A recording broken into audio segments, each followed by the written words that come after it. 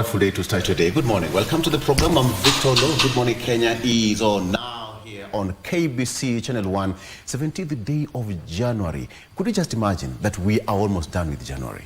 We are almost done, right in the middle. What have you done so far? All right? Don't worry, it's going to be okay. All right, so later on in the program today on The Viewpoint, we want to take a look at the political buffet. A lot is happening. First of all, the president said that now he's ready to have a sit down with the judiciary. And now that elicits a lot of questions as per the independence of this independent institution. The three arms of government, we all know them, the executive, judiciary, as well as the legislature rather.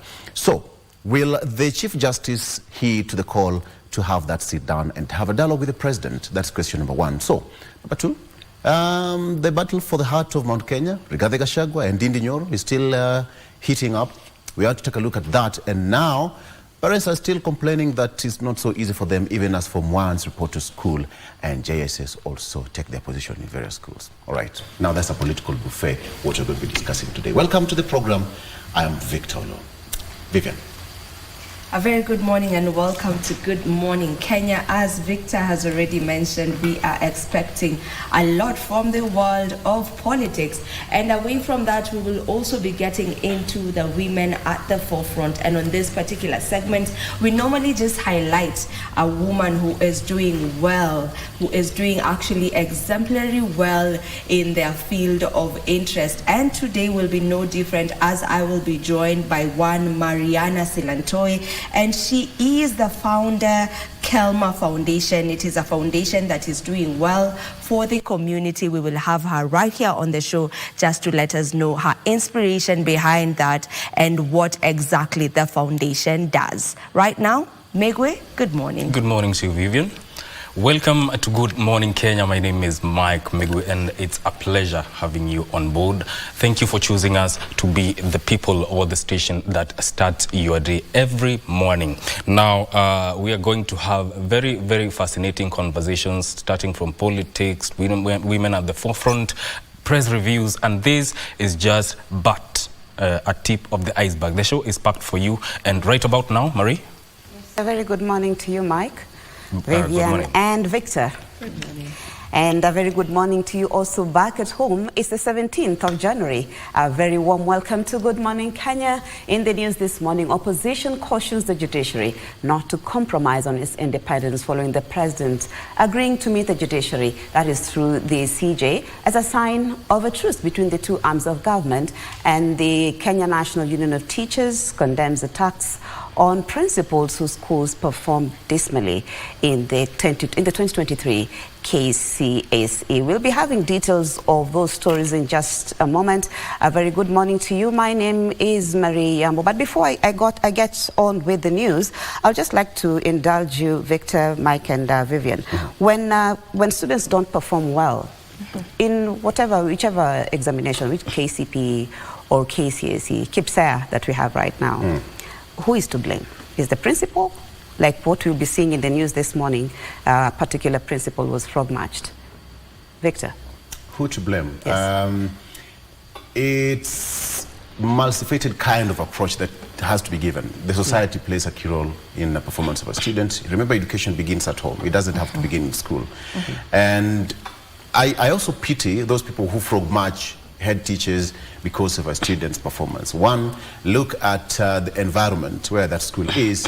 Look at some of the conditions. Some of the schools where students do sit the examinations, talk of, the battle-ravaged kind of environments, talk of that side of Tiati, those sides of Elgeyo Marakwet, and etc., etc. Yeah. Those kids will be derailed in terms of their education. So there is no balance if you look at those schools. I don't think there is a balance. But if we have a wholesome approach, because our society plays a key role, the students plays a key role, teachers, religious leaders, So it's wholesome for you. Exactly. It shouldn't be a blame game. I don't think it's something that we should be pointing fingers that the head teachers are the ones who are doing a bad job, or the students themselves, or the parents. I think, just as Victor has said, everyone needs to play a role in order for, students to get this good results. So I feel like it's so wrong to see that we are having principals being, taken out of the office, literally like being frog marched out of their offices. It is really sad. And what does that say to the other students who are, remaining in that school? If that principal is the same one that will go to that school, will continue, serving in that school, will there be any respect? And whether the resources are scarce or in plenty, I think everyone has a role to play in making sure that the school performs well. But it also narrows down to an individual student. What are you doing personally to ensure that your performance is above average, is high? If anything, Mike, again, the head teachers are only responsible for the managerial bit of a school. All right. Teachers do not deploy themselves. It's a work of the bodies responsible for that, the NAT, the TSE, and etc. etc. So for principals, they are just like managers. But management is also about school performance, isn't it? Right. So for me, it's multifaceted. It's the student, it's the parents, it's the teachers, and then it's the principal, the head of the school, and the leadership and all that. But again, I also feel like the Ministry of Education also needs to take some flack on this, because just as you've said, Victor, a school in, say, Northeastern compared to a school here in the city, and we don't even have to go very far, just go to the slums, for instance. There's also disparity there. What is being done to ensure that these schools are at par, with the rest of the country, to put them in the same position? So that's a story that we can talk about. But personally, if you ask me, I feel like as a parent you need to take a very big role, because the child is yours. You stay with the child. As a parent. You need to, yes. Education begins at home, by the way. Yes, exactly. Yes. And then the teachers also need to do their job. But the parent is the person who can actually hold the teacher to account. So all that will be coming up in later on discussions in our live coverages. So right now I want to get into the news, where President William Ruto has welcomed the Judicial Service Commission's call for talks to end the simmering antagonism between the executive and the judiciary. Now, speaking in Nandi, the head of state said he is ready to engage with the judiciary on ways to root out corruption within the corridors of justice and chart a united government. Weekly for Cage kicks off our bulletin this morning. After weeks of sustained attacks on the judiciary over the alleged clique of corrupt judicial officers, President William Ruto now says he is ready to engage the Judicial Service Commission in fruitful talks. Mimi nimekubali yale Madam Chief Justice alisema kwamba tukutane. Mimi nimekubali kama rais ya kwamba niko tayari kukutana na viongozi wa mahakama, kukutana na viongozi wa legislature na sisi kama executive, ili tuondoe mambo ya ufisadi na mambo yale mengine ambayo yanakwamisha maendeleo ya taifa letu la Kenya. The president noted that the call for talks by Chief Justice Martha Koome could not be more timely. Hatutaki ugomvi, hatutaki mfano, hatutaki mambo ya kulumbana. Tunataka tufanye kazi pamoja. The president said that the three arms of government needed to work collaboratively for efficient service delivery to Kenya. Maendeleo ya Kenya imekwama siku mingi, na imekwamishwa na uzembe katika uongozi. Imekwamishwa na mambo ya vested interest, watu ambao wameteka nyara nchi yetu na ni watu wachache, na imekwamishwa na watu wafisadi ambao wanatumia mali ya afya kwa njia ya ubinafsi. The president said that the government's bottom-up economic transformation agenda needed to be given a chance to create job opportunities for the youth, as well as deliver affordable and efficient healthcare services. If there is one crisis we must sort out as a country, we must sort out the crisis of unemployment. And we are not going to allow anybody, whoever you are, whatever you are doing, in whatever arm of government you are, to sabotage the employment of the young people of our nation for selfish interests. na sisi tushikilie rais pale na yeye apange kazi, na hii uchumi umeanza kurudi laini, usikuwe na wasiwasi. The head of state was speaking in Nandi County, where he launched various development projects, among them the first phase of the projected 10,000 affordable housing units at Kapsabet Town. For Channel 1, I am Wycliffe Okech. Now, ODM leader Raila Odinga has warned that the proposed meeting between the judiciary and the executive could compromise the court's independence. This comes amid heightened calls from various stakeholders for a ceasefire between the two arms of government to avoid throwing the country into anarchy.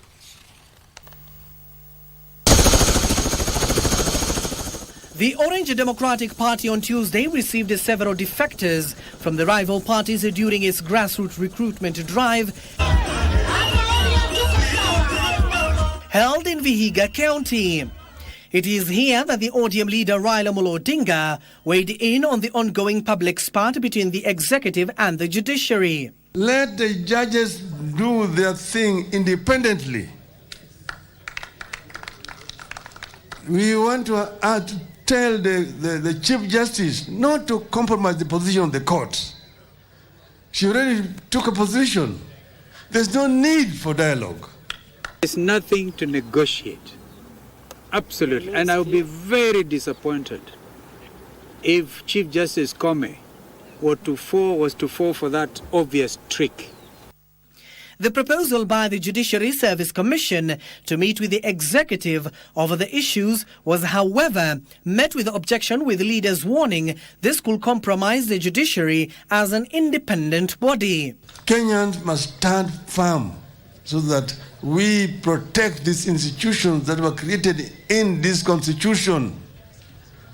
You have the executive, the judiciary, the legislature, and the independent commissions, as has been said, and let them remain independent and interdependent. Meanwhile, Kotu Secretary General Francis Atuoli said the union supports the war on graft and was willing to act as a mediator to end the spat. Protecting the court does not mean we support corruption. We support the president 100% on corruption and weeding out corruption in judiciary and other departments as well that are of public departments.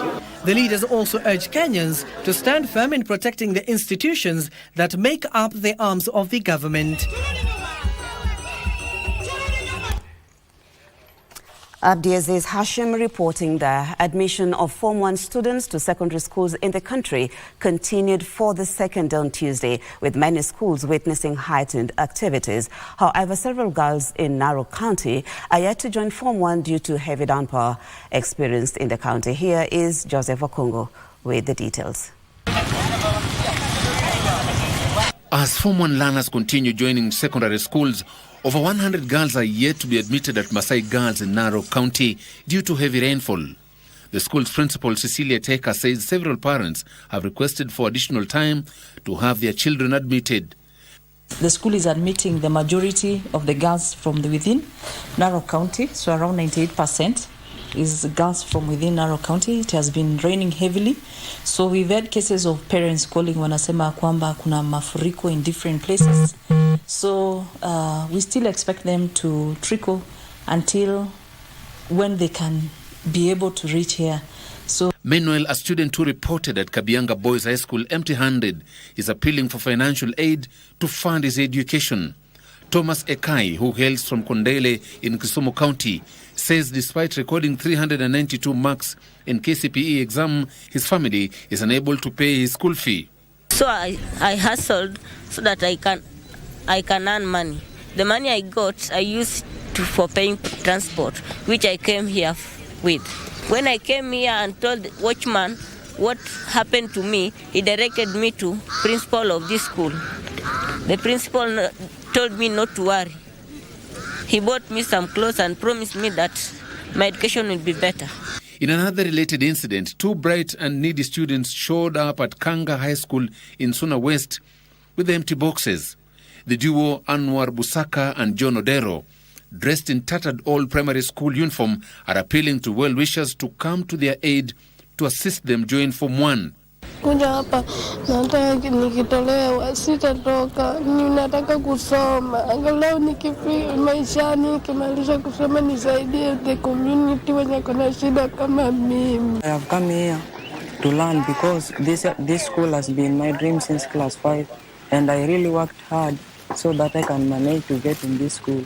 But by bad luck, my parent, my single mother, who is also sick, cannot provide my school fees. It was similar script for Sylvia Nyambeki Orongo, whose family is unable to raise close to 70,000 shillings for her to be admitted at Moisiongoroi Girls in Bomet County. Orongo, who hails from Kiogoro, Kisii County, scored 366 marks in last year's KCPE exam. Lakini sina tumaini la kufika huko, ninaomba tu nipate mtu wa kunisaidia. Na the fees, the money yenye na need ni around 70,000 ndio niingie shule. For Channel 1, I'm Joseph Wahungu. Indeed, that is a quest for education, and we hope that they will be able to get the much help that they need. Still, on matters education, the Kenya National Union of Teachers Secretary General, that is Colin Soyu, wants the Teachers Service Commission to withdraw all teachers facing threats from parents over alleged poor performances in schools. Oyu, who was in Mombasa County, condemned an incident in which parents frog-marched a head teacher in Kakamega County on Monday. Now, he maintains that the performance of students was a shared responsibility between parents, teachers and students. Additionally, he wants action taken against Mumias East Member of Parliament, Peter Salasia, for allegedly inciting parents to invade the school and harass the teachers. And watch our teachers and our members, of course, being frustrated in places of work. This one must stop. And it has to stop forthwith. Yes. We shall not condone. My sister, Dr. Nancy Masharia, take action. And we don't want to see any of our teachers going back to those institutions. And take time before you even post teachers to such institutions. Let the public learn that Kenya is guided by law.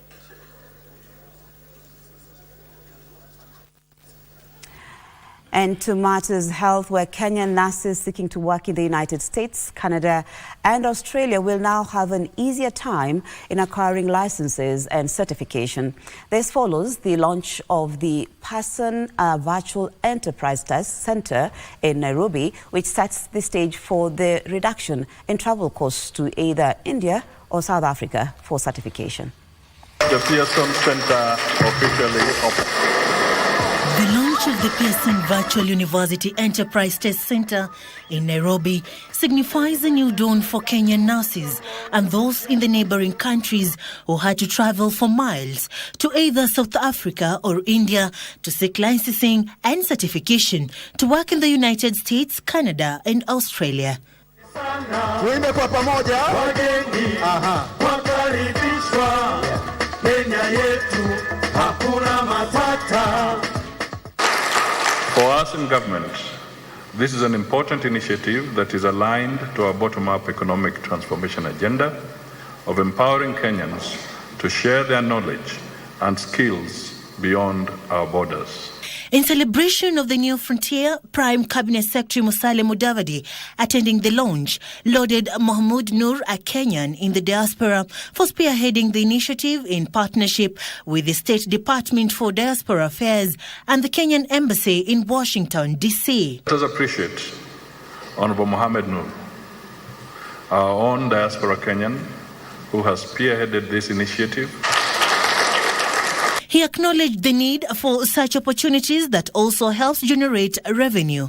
If today Kenya is drawing about $4 billion on an annual basis, if you stifle the growth of the Kenyans who are beyond our borders, we shall not be able to grow that $4 billion to $6 billion to $8 billion and eventually to $1 trillion. His sentiments were echoed by health seers Susan Nakhumicha and partners from Pearson International Global. Other countries in the region are going to come here to do exams. So as a country, we are going to earn from it. So I'm really happy and excited about this day. Enlex is the world's premier licensure exam for nursing and uses computer adaptive testing technology to deliver that exam, ensuring a valid and reliable measurement of nursing competence. So we're going to give people and Kenyan people an ability to fulfill their aspirations in those particular fields. So it's a broad field, and it can only help the people of Nairobi and Kenya. According to Roslyn Jogo, the PS Diaspora Affairs, the center opens up a great opportunity in the region. And they are open to nurses who have a diploma or a degree, right? So that is basically the entry level. And then they can sign up through the Pearson VUE website and sign up to take the exam, prepare for the exam. A number of places exist to help them prepare for the exam, whether it's our KMTC or certain investments that have now been done by our diaspora here to ensure that people are trained to challenge the NCLEX exam. So then from there, they can open up the opportunities and career opportunities for themselves abroad. This comes as 2,000 nurses who had previously taken the exams wait for interviews for job placements abroad. Serafina Robi for Good Morning Kenya. Thank you, Serafina, for that report. Now, a family in Nairobi's Kileleshwa estate is expressing fear of unlawful eviction from their house, whose lease allegedly expires in 2027. Now, the family claims a powerful individual is set on acquiring the property without due process, calling on the National Police Service and the Director of Public Prosecutions to act on a complaint of harassment filed at the Kileleshwa police station. Now, the family claims police officers from Kenya Railways police station trespassed into their property and threatened them with eviction despite a court injunction against their eviction. Hassan Noor, the family spokesperson, says despite the court order, the family has continued to face threats and harassment by the hired goons over the 0.9-acre piece of land. According to Noor, they have stayed in the land for 13 years and had renewed the lease. There is an illegal and unlawful eviction. It is very unfortunate that today as a family, we are unable to enjoy the quiet possession as directed by the court. We want Kenyans to know that there is an injustice that is perpetrated against us as a family. We are not happy. Right away, as I've invited you as the media personnel, there are goons accompanied by a security officers from railways. Despite that court injunction, on daily basis, there is an attempt to illegally and unlawfully evict us in order to do double leasing. And to be very frank, we have made various complaints to ODPP, the Inspector General of Police, the Director of Criminal Investigation, but it is unfortunate that rough senior police officers want to aid an illegality.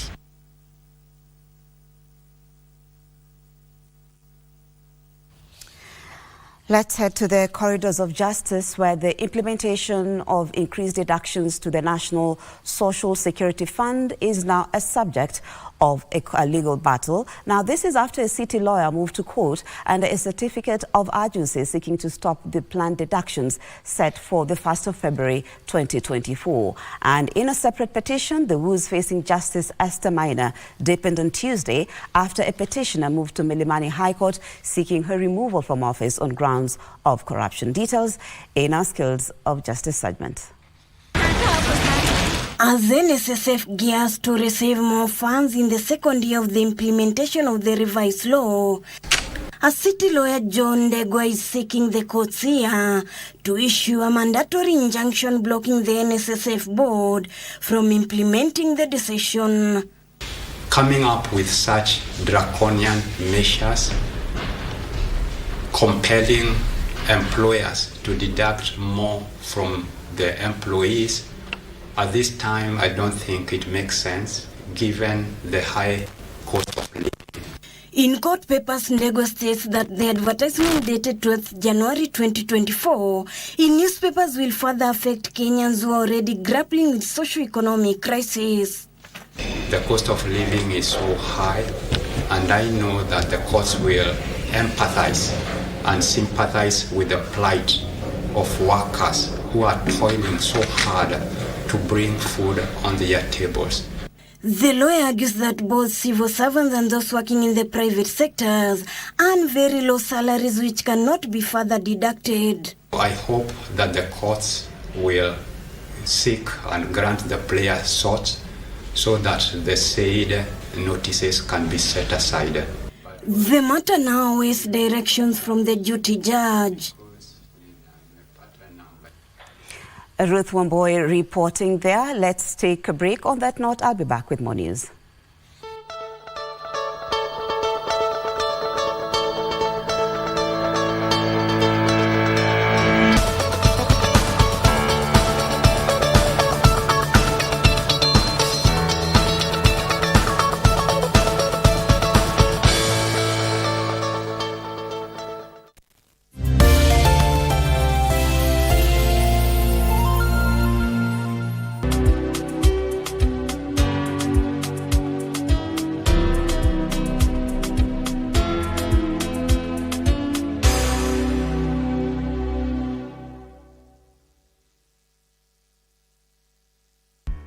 KBC Channel 1 magazine programs strive to disseminate news and information. Welcome to Happening in the World of Entertainment and achievements of individuals navigating through life. Be part of the intelligent conversation. Papa KBC Channel 1. Related to the interest of Kenyan public on various subjects of national importance. Keeping you up to date with the latest tech news, challenges, and remarkable stories of individuals with disabilities. And you have a say. Our magazine programs empower communities with words for conversations and a common language to approach the world.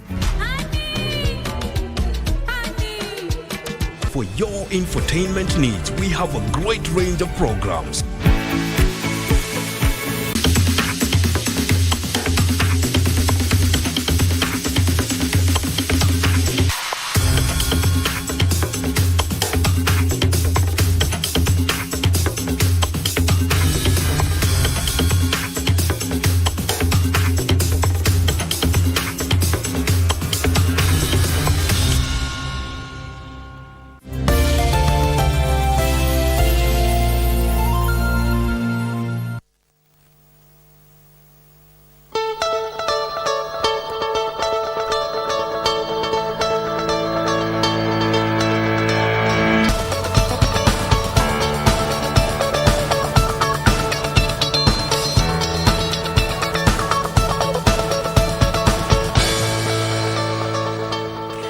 Welcome back. Now, 3 suspects connected with the murder of a local surveyor at K24 Estate in Narok Town last week, Wednesday, have been arrested. The 3 suspects, Dominic Kiplagat, Bernard Kilonzo Macau, and Francis Mbuthia, are being detained at the Narok Town Police Station pending further investigations by the police. Narok County Commissioner Isaac Masinde confirmed the arrest while assuring the public that no stone will be left unturned. The killing of Lawrence Nkamasia is attributed to land issues. Na walienda kotini jana, wanaendelea kutusaidia na uchunguzi, na niko na uhakika in the next few days ukweli itakuwa imejulikana why the surveyor was killed na aliuawa na nani. Tunaendelea kufanya communication yake alikuwa amefanya na nani. As far as we are concerned up to now, we suspect hiyo mada ya surveyor ni mambo tu ya madili ya mashamba. Nataka niwahakikishie kwamba hao wakora wote watashikwa na watawekwa ndani. They will be prosecuted, all of them.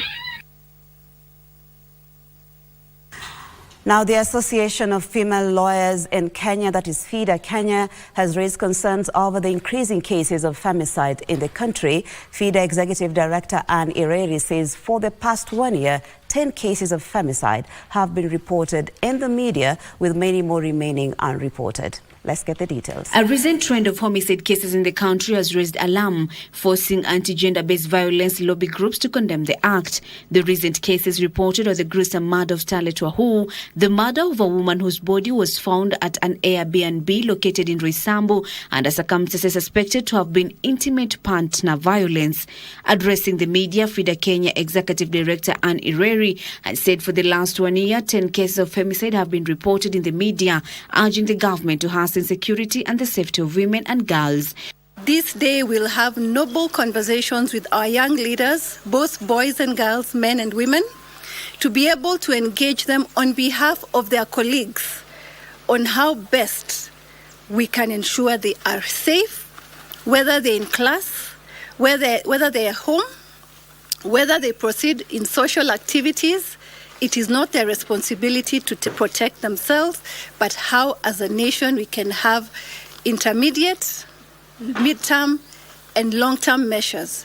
To assess the psychological, emotional, physical, economic, and all social impact on violence against women and girls, and to empower institutions to enhance accountability, coordination, monitoring, and evaluation for sustainable violence against women and girls programs. She added that there is a need to additionally conduct a thorough, effective, and dedicated investigation into the circumstances that led to the unfortunate incidents. We are questioning what happened with the investigation. We have measures that have, for example, fingerprints taken. If we could tighten a lot of these measures, coupled with databases, for example, of sexual violators that are within the law, then it is much easier to be able to track a perpetrator. When you have your friend, make sure that if they are going somewhere, maybe for a social event, if you're going together, if they are visiting someone, make sure that you check up on them. The issue of Scarlett, we had at some point she was reaching out to several people, but no one was responding to her. FIDA Kenya has equally affirmed a commitment to offering pro bono legal representation and psychological support for the victim's family. Castichona Masha for KBC Channel 1. Thank you, Castiana, for that report. Now, let's look at business, where there is an influx of counterfeit post-Ruto morning after pill, antibiotics and malaria drugs in Kenya, which has prompted the Anti-Counterfeit Authority and the Pharmacy and Poisons Board to seal a deal that will see the two institutions leverage on technology to flag and fight contraband pharmaceuticals that pose health risks to Kenyans. There has been an increase of counterfeit pharmaceuticals in Kenya, with Postinol 2, morning after pill, antibiotics and malaria drugs as the most affected. The country was losing close to 800 billion Kenya shillings on illicit trade. And illicit trade comprise many other aspects, such as substandard goods, illegal trafficking. Counterfeit account for about 9% of that figure. Government officials, as well as those in the pharmaceutical industry, say the influx of counterfeit pharmaceuticals not only affects genuine products, but also jeopardizes the health and safety of consumers.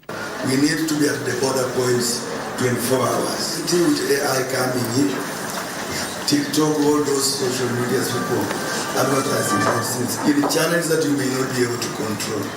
We control the advertisement, but how will I control TikTok if they are advertising?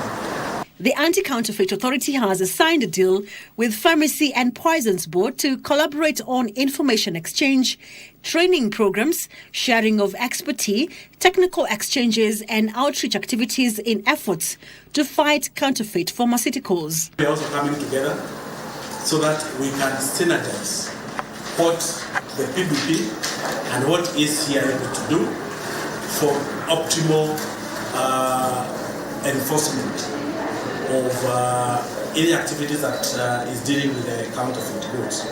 Njoroge noted implementation of recordation of intellectual property rights is bearing fruit, adding that the creation of a database of intellectual property information for goods being imported is underway. To deal with the counterfeiting at the source, so that we don't allow business people who are not genuine bringing the product, and then we spent a lot of money, myself and my colleague here from PBB, trying to chase counterfeit goods that have already entered into the country. The Anti-Counterfeit Authority believes 80% of counterfeited products are imports such as food products, alcoholic beverages, cosmetics, electrical and pharmaceutical products.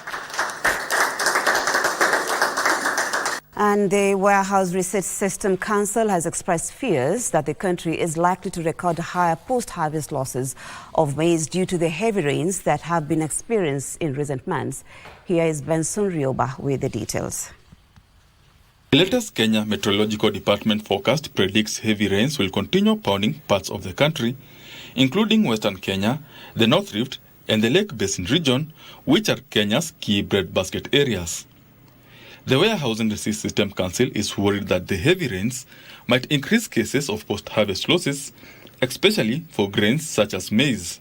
The council estimates that 16 million bags of maize have already been lost due to poor storage facilities. Harvest losses sadly have increased to 40% because of the heavy rain. So there's still a lot of work to be done in terms of sensitizing the farmers on how to store their food properly. The council says it has started receiving maize from parts of Rift Valley.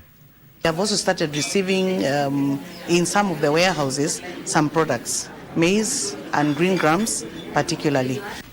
The council has certified additional warehouses to store other commodities at the coasts.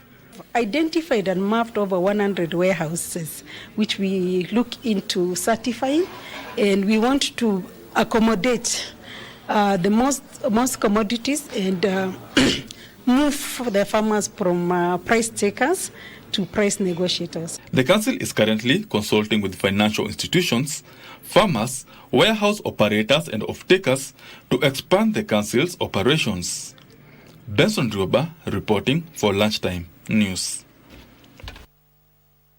Challenges in accessing quality feeds for fish as well as certified fingerlings is slowing down the expansion of fish farming in Kenya. Industry players say there is need to fully exploit fisheries as subsector potential. Here is Ndota Mukame with the details. According to the Food and Agriculture Organization, fisheries and aquaculture have been crucial in the fight against hunger and poverty, with approximately 600 million people worldwide depending on the subsector for their livelihoods and providing 3.3 billion people with about 20% of their average per capita intake of animal protein.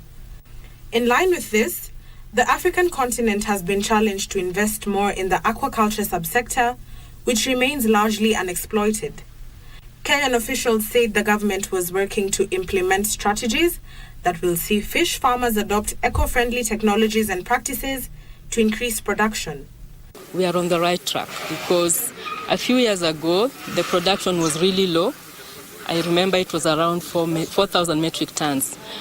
In the speech today, I reported that last year the production was 30,000 metric tons of fish.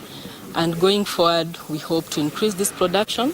And that is why in the speech we also mentioned that Kenya is promoting policies, regulations, and also enhancing the centers of excellence for purposes of revamping the aquaculture value chain.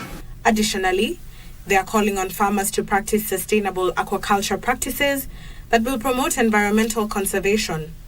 This, they said, will reduce pressure on wild fish stocks, preventing overfishing and habitat destruction. All water bodies are experiencing declining supplies or productivity because of overfishing. The population of fisher folks has increased on the lakes and rivers, leading to overexploitation of the existing water resources. So we need to promote fish farming so that we can increase on the supply of fish available for consumption and even for export. For KBC, Channel 1. Thank you very much. Dotamo Kame reporting there. Let's look at sports now, where the Kenya national men's handball team will return to the Africa Senior Cup of Nations today in Cairo, Egypt, after a 4-year absence. Now, the Kenyan team last participated in the 2020 edition in Tunisia, finishing 15th overall. The competition, which is in its 26th edition, will end on January 27th and acts as the Africa qualifying tournament for the 2025 World's Men's Handball Championship, where the top 5 nations will qualify. Kenya and Rwanda are the only Zone 5 representatives who will take part in the Africa Cup of Nations. Meanwhile, Kimilili Legends men and franchise women handball teams are this year's champions of the first edition of the Great Rift Cup Championship that was held in Kapsabet. Kimilili defeated the Island team 14-9, while franchise women won the title with a 12-4 win over Delta. 30 teams competed in the tournament. Katika county zetu mchezo wa handball sana unachezwa pale Nairobi, so tunajaribu kuileta mashinani, so vijana wetu ambao wako na talanta upande huu wa Nandi na Western Region waweze kupata pia nafasi. Most tournaments I go to waneka tu wavulana peke yao, but we also need our young women to be involved in sports because it's a way for them to also get a source of income. So I think if we can have more of this, not only in handball, across all, at cricket, any type of sport, there's an opportunity for young people there. We have a challenge of drugs due to idleness. So we need to encourage more of this so that our youths can be engaged, have something out of their talent and monetize it.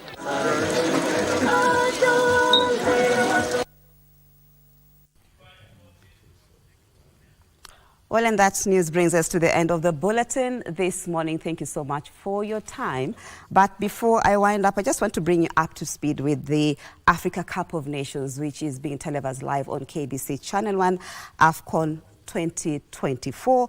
And the matches yesterday was Burkina Faso against Mauritania, where Burkina Faso took the day, that is 1-0 to Burkina Faso. Tunisia lost to Namibia, Namibia emerged the winner with 1-0. Mali versus South Africa. Mali took the day 2-0 to Mali. Now, today's matches, there are only 2 matches on card today, and that is Morocco versus Tanzania. That will be at 8 p.m., while DR Congo will be facing Zambia at 11 p.m. Remember, the match will be televised live on KBC Channel 1, AFCON 2023, Eco KBC. My name is Marie Yambo. Hope to see you again.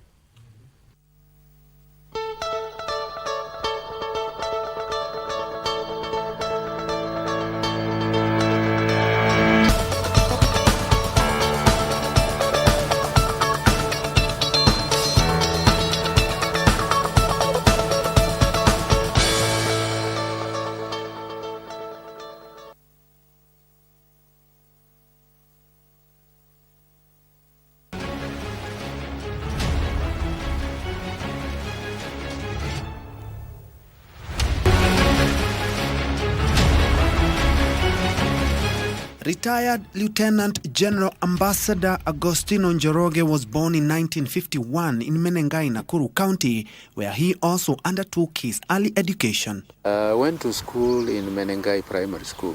From there, I went to Nakuru Day Secondary School. He later on joined the military in March of 1970 as a young man, opting not to continue with his Form 5 and 6. Out of 75, they were taking 14, and I was lucky to be one of them. After training, he joined the Infantry Unit 5 Kia and later on became an instructor. And then I joined the Communication Unit Signal Battalion. He worked his way up the military ranks to finally lead the Kenya Army wing of the Kenya Defence Forces. I was a squadron commander and also a company commander. In 2005, after the Sabaot Land Defence Force terrorized Mount Elgon region and police were overwhelmed, the Kenya Army moved in under the command of General Njoroge.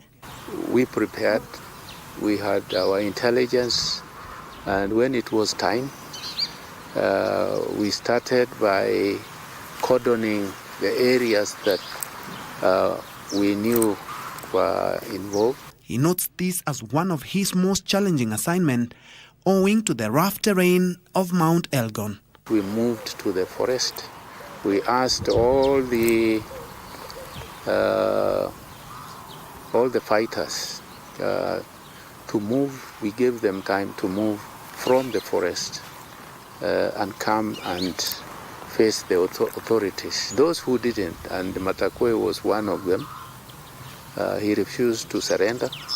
So we went after him, and in the operation, him and a few others lost their lives. We left a camp for training just to give them confidence that they were safe. The camp is still there up to today. 2 years later, after the outcome of the 2007 presidential election was contested, violence erupted and General Njoroge was called in again to assist quell the chaos. And I could feel the air was tense. We sent troops to go and clear the road. By midnight, they were able to open up the road. The police were there, but they were overwhelmed. Otherwise, it is not for us to interfere in internal affairs. He remembers one incident when he had to deal with former Somali President Siad Barre, who had infiltrated the country after he was ousted in 1991 Somalia Civic War. We met with IDID at the border, and we discussed how it was wrong for IDID to allow the troops to cross into Mandera. He asked where Siad Barre was. We said we haven't seen him, but in fact he was. We had allowed him to get to Wajir for us to meet him there. When he retired, General Njoroge was appointed by President Mwai Kibaki as Kenya's ambassador to Israel in 2009. He notes the new escalation between Israel and Hamas have a negative impact on Kenya owing to the numerous cooperation between Kenya and Israel. They have cooperated with us and assisted us mostly on security issues, but also on other areas like farming, the technology. In 2013, President Uhuru Kenyatta would appoint him as the deputy chairman of the Joint Monitoring and Evaluation Commission for the Agreement of the Resolution on the South Sudan Conflict, JMEC, at IGAD. Since his retirement, General Njoroge, now 72 years old, has enjoyed his rest and is into farming, business, and community service. And other than farming, I started the business of processing water, and we have water with by the branded name of GET. I'm also involved in the development. Right now we are building a secondary school laboratory. A family man, General Njoroge says none of his children followed in his military footsteps. My son, you saw him. He didn't want to be in the military. He's a master's in computer science. We have 3 daughters. The senior one is a banker with ABSA. The third one is a microbiologist. She's a doctor. She's in Texas, USA. And the last born, Janet Wangari, she's a nurse in Texas. We have 4 grandchildren. Njoroge has urged the Kenyan government to assist in sorting out his visa issues with the American government. Apparently, I have not been able to visit. This is a story on its own. For what I did, either in Mount Elgon for SLDF or the post-election violence, word got to the American embassy, and I don't know what report they got because that went to Washington. Today I'm still struggling to get a visa to the US. His parting shot to the country is to maintain the values and virtues that hold Kenyans together as one nation. For Military Tales, I'm Bentro Njue.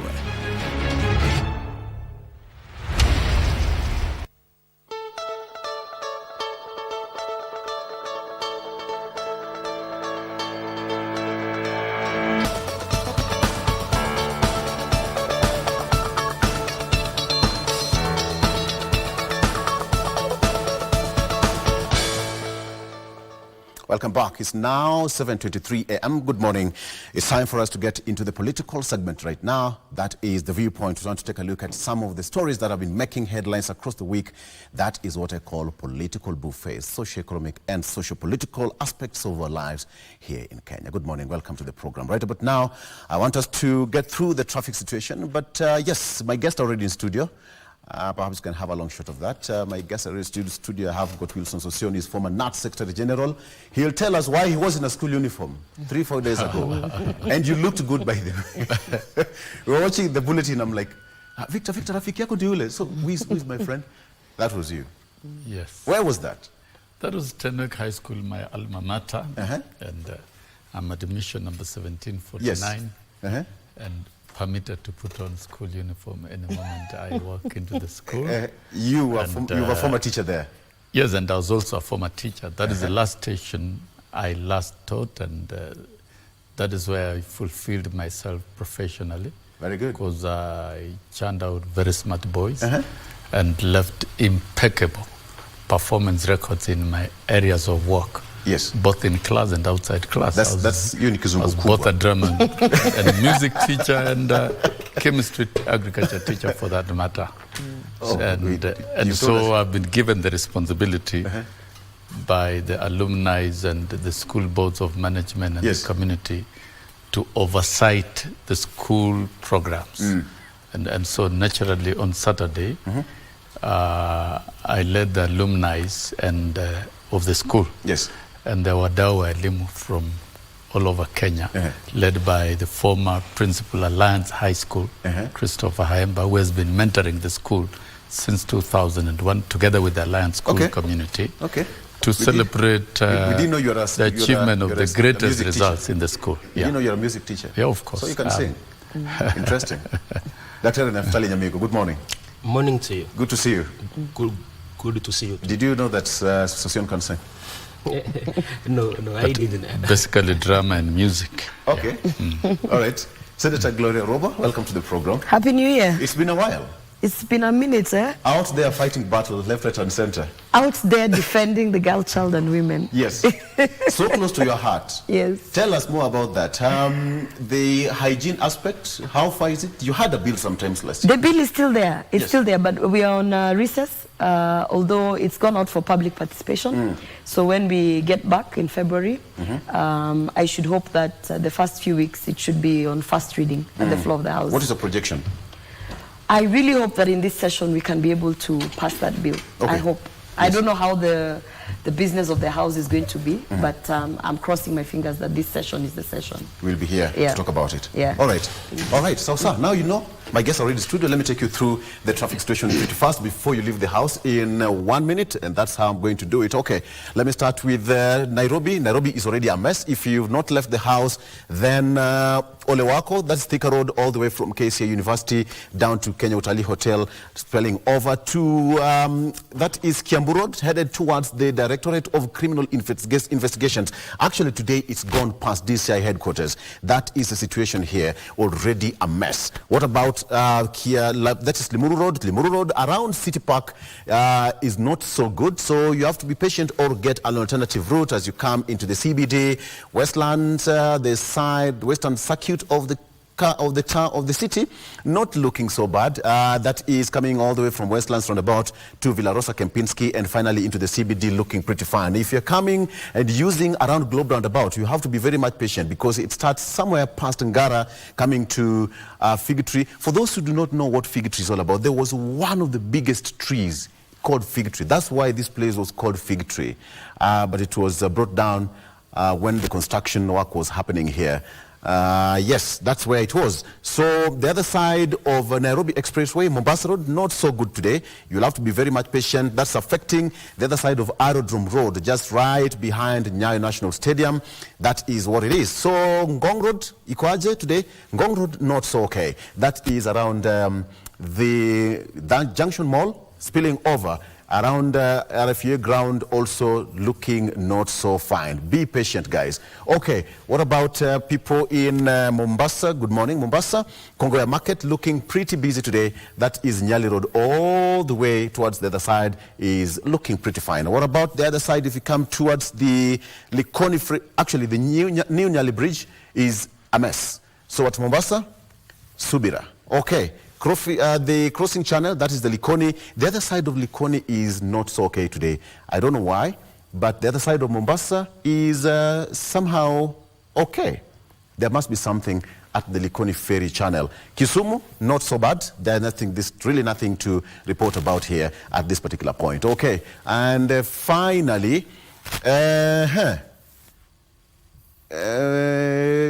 Gloria, there is no traffic in Kisii. Today is Wednesday. Pun intended. Pun intended. There's no traffic in Kisii. There's no traffic in Kisii. Yes. Okay, let me just come on this side, then you can see for yourself. Hakuna traffic hapa. A bit of some traffic as we head towards wapi ile barabara. Kisii Huduma Center, a bit busy. Yes. And na hapo karibu na Optica. Yeah, yes, the CBD. Is this called Uhuru Plaza? That's where there's a bit of some traffic. What are you doing about it? What are we doing about the traffic? Yes. We are hoping the governor looks into how we'll have some organization of boda traffic and vehicle traffic. A serious menace. Yeah. And you talked about governor the but other day. A necessity though. Yes. Yeah, because the bodas they help drive the economy. Yeah. Yeah. Now that your mic is still on, the other day you went online and talked about the feud that's affecting Kisii between Honorable Sylvanus Osoro and Governor Simbarati. Yeah. Yeah, I think, you're not so amused. I think it's unfortunate, and it's something that we're still trying to work on as a community. But you know, my position remains that every leader must be respected. The chief whip must be respected. Equally, the governor must be respected. Yeah. And we have to work together. Because I mean, I'm from UDA and I'm not an ODM member and I'm not from Azimio. But even as I am from UDA, Kisii County is my county. So the development that has to come there must come through the governor's office, you know.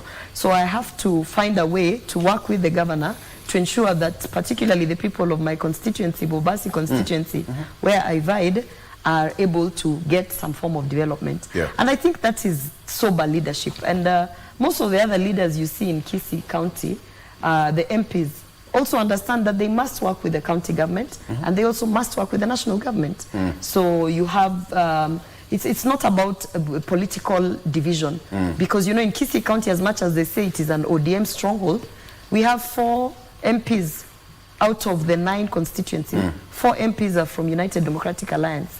That should tell you it's nothing to do with ODM stronghold. It's almost half. And in fact, then we have 2 others. We have one from Waipa in my constituency, and we have another one from a party. Bonchari MP is not from UDA or ODM. So you cannot even say it's an ODM stronghold. Kisii County people actually vote leaders based on what the leaders have presented themselves to offer. And therefore, it is not a party politics issue. It is an issue of individuals and how they relate to the electorate and other leaders. So I continue to urge the Kisii leaders that even if they don't want to work together in unity, can they at least give each other that bare minimum respect, such that obviously if I'm going to go to Anthony Kibagendi's constituency, I don't have to seek his permission, but it would be wise for me to be able to you know, give him a heads up. I will be in your area. If you're around, it would be nice for you to have you at the event. And vice versa, because the governor is the governor, whether we like it or not. He might not be from United Democratic Alliance or which other party, but he is the governor of all of Kisii County. So my position remains clear. We are there to work for the people, and the people don't really care which part of the political divide you come from. If it's an issue of bursary, whether it is ODM issuing bursary or UDA issuing bursary, the point is it is the bursary that is needed. It is the development. So we should have that understanding. And of course, the governor said that there is a meeting that's been called by like-minded people to just find some truce between the 2 gentlemen. And what is unfortunate is that meeting was advertised. You know, when you're doing issues on reconciliation and trying to bring people together, you also don't want to brag that you're the person who's trying to bring people together.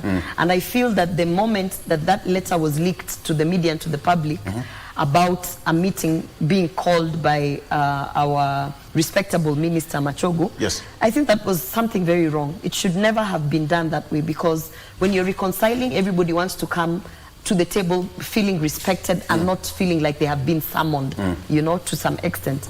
So, and I know that that meeting might not take place, but I hope that other means, I know there's a lot of conversations behind the scenes, which I'm also part of, in the sense that I'm trying to talk to the governor to make him understand that there are certain issues that he probably has to, you know, look into how to adjust his leadership. Perfect. I had to give you that chance so that you talk Thank about you. it, because it's affecting members, and Kisii County is actually my neighbor.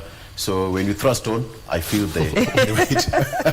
Okay, so let's cross over to our local dailies today. On the front page of the People Daily, Muturi in line of fire as Ruto fights judges. Muturi in line of fire as Ruto fights judges. Attorney General sits in the Judicial Service Commission, the judiciary top organ that has been at loggerheads with his boss, with questions being raised whether he supports the scathing statements by the executive. That is on the story of the front page of the People Daily here. Again, Kenya on edge of isolation in spite of tifts with neighbors. Again, we'll take a look at that story with other newspapers. We have got all the president here in East Africa: President William Ruto, President Kagame, Mama Suluhu. We have got President Tshisekedi of DRC and President Sheikh of Somalia, and finally they call him Mzee Waboma, that is President Museveni of Uganda. So this is it. I'll take a look at that. But let me start with you, Naftali. Muturi in line of fire as Ruto fights judges. What do you make of this headline? Pretty fast, perhaps in 1 minute. Yeah, our AG, from where I sit, I can say that he has failed. Number one, he appears in the Judicial Service Commission. So him being the legal advisor to the government, and especially to the president, ought to advise the president accordingly. So when you see the executive fighting the judiciary outrightly, it means the person who should bear that personal responsibility is the AG, JB Muturi.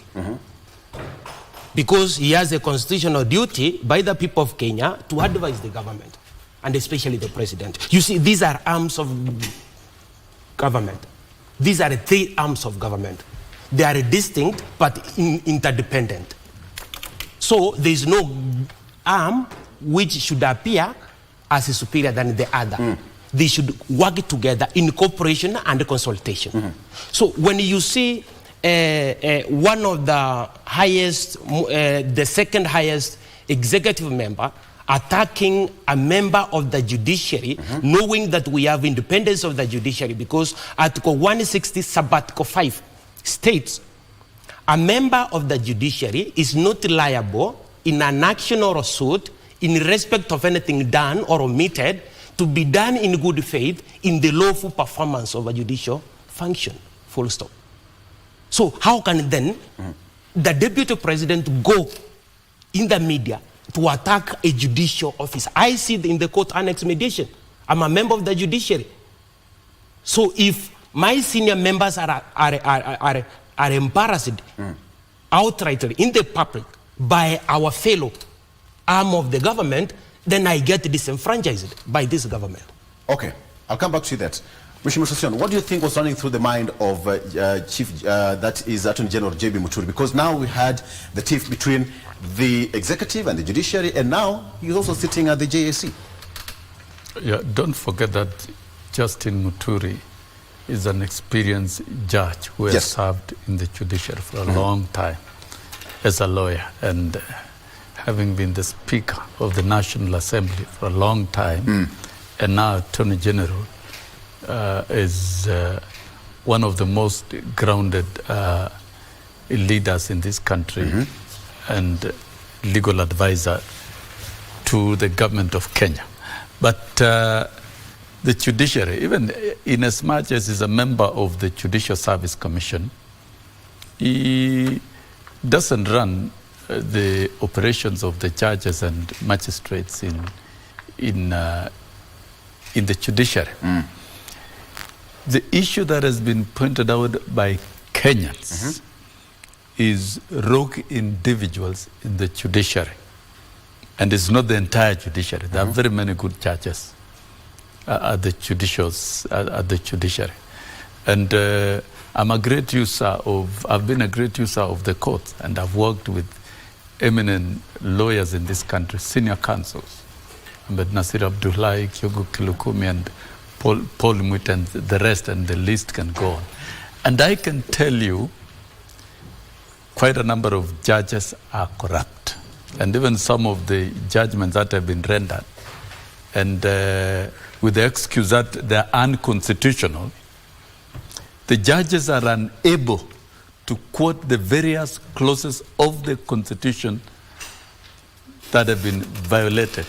And so the judiciary is not independent and is not a glass that should not be touched. It's an entity that must be accountable to the people of Kenya. And the users of the courts, who are the people, should be able to speak out. Yeah. If indeed, and it is true indeed, that judges were corrupt and the judiciary is not clean, and they must be called out, and they've been called out. And we can see the pattern of the judgments that they give. For when I was in the labor union, I used to see how the judiciary could be misused to stifle unions. Some of those orders from those courts, which we felt were wrong, were defied, and we defied, and it worked. And you see some of these judgments. You defied some of the orders? Yes, you defy.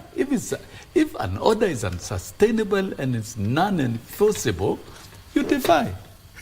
And this is where we are getting to. If the judiciary will continue rendering judgments that cannot be sustained by law and the Constitution, then at some point they will be defied. And we saw during the reforms of the judiciary, during Kibaki administration, some of the judges were taken to task over the judgment that they rendered as individuals.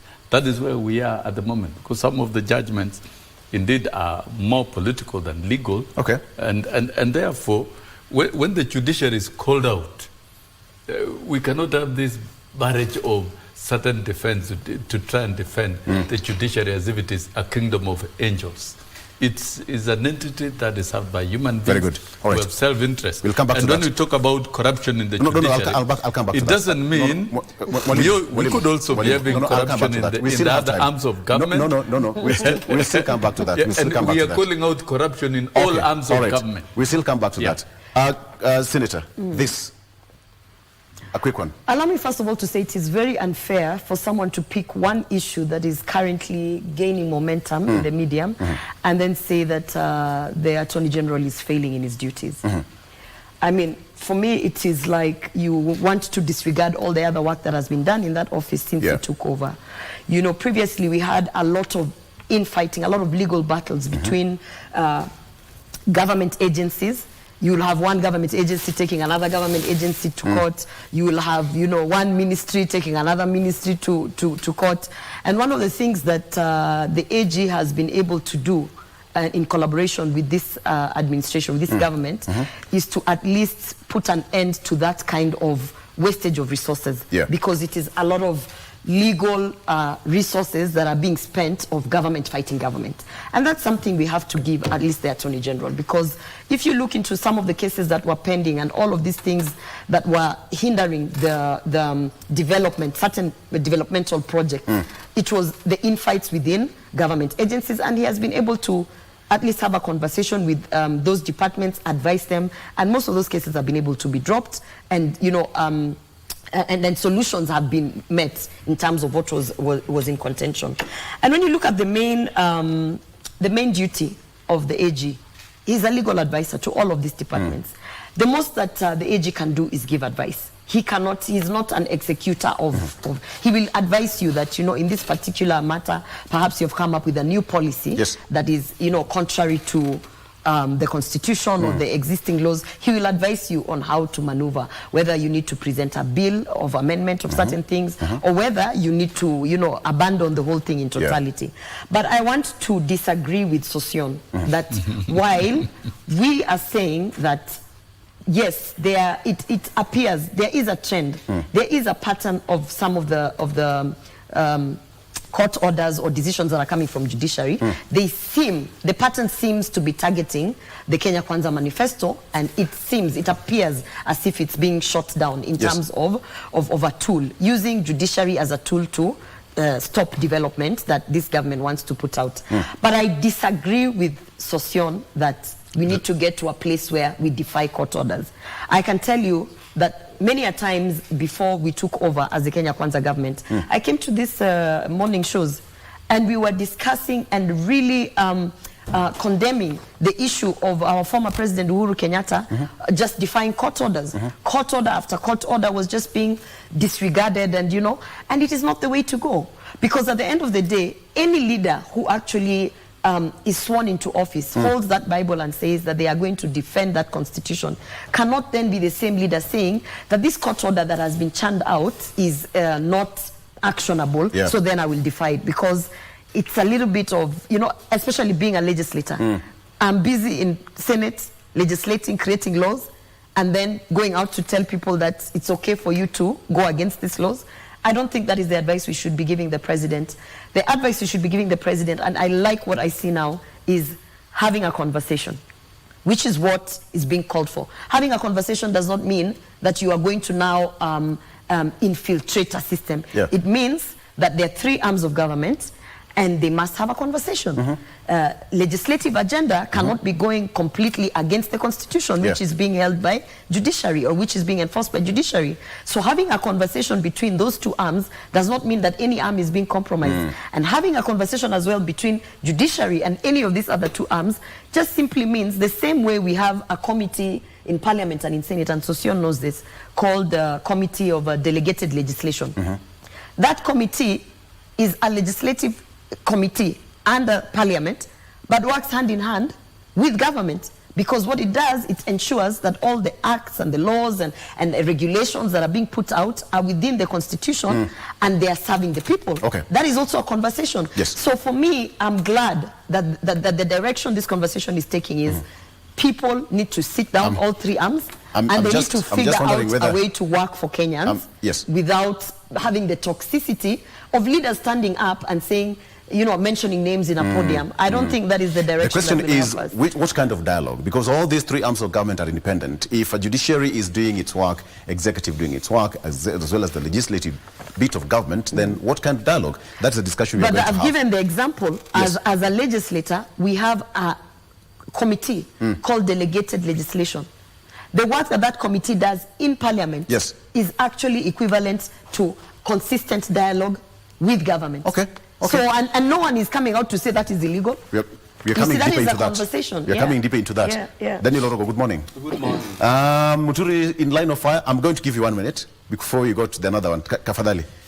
We are coming to more of it. Apologies for lateness. One is I am for sure happy that we've reached at a point where there is a call for a national dialogue on matters most, to the state of the nation right now. Last week we were on the set and you brought in these questions. You asked us, where are we headed to with the tussle between the legislature, the executive and the judiciary. And I remember my brother and I, and we asked, but can these three arms of government have a national dialogue? I think these are proposals we made. So somebody listened to you on this set when these questions was brought. Which really, I am happy that finally there is a national discourse on what should be happening. But I think, let me also, in the same light, try to disagree with some voices on some quarters, really trying to vilify this kind of conversation, that there will be no need for a national dialogue. I think that the head of executive and the head of judiciary must have a conversation that is in line with each assisting other arms on their interdependency, so that there would be no clash in terms of meeting the manifesto of Kenya Kwanza, because it needs to be delivered. However, the gist of that conversation is what really we need to know, because then there would be a conversation that would seemingly compromise the functioning of one arm of the government. So I think while I understand there is a need to agree on the way forward with the tussle that is now between the two arms, there needs to be a very explicit boundaries on what really needs to be talked about so that there would be harmony in the delivery of service. Secondly, there was one Attorney General, Professor Githu Muigai, who at one point decided to, throw his arms and say, he has been able to advise the Kenyatta regime, but they are not really taking heed of his, advices. And in that extent, the only good thing to do was to resign and maintain his clout in the society of law. Yeah. So I think those who are vilifying Justin Muturi, it's not come to a point where we can confidently say that he cannot really advise the government and that he's done enough. I think the senator has really documented some of his success on what he's been able to do, which I think should be told to Kenyans, not just really think that he's doing. Very good. On the front page of the Standard, getting to that, Ruto's many battles. That is what you have here on the front page of the Standard newspaper. Ruto's many battles. President William Ruto has been on warpath, taking on neighbors, institutions, and anyone whom he does not agree with. He has always made his feelings known, much to the chagrin of his victims or opponents.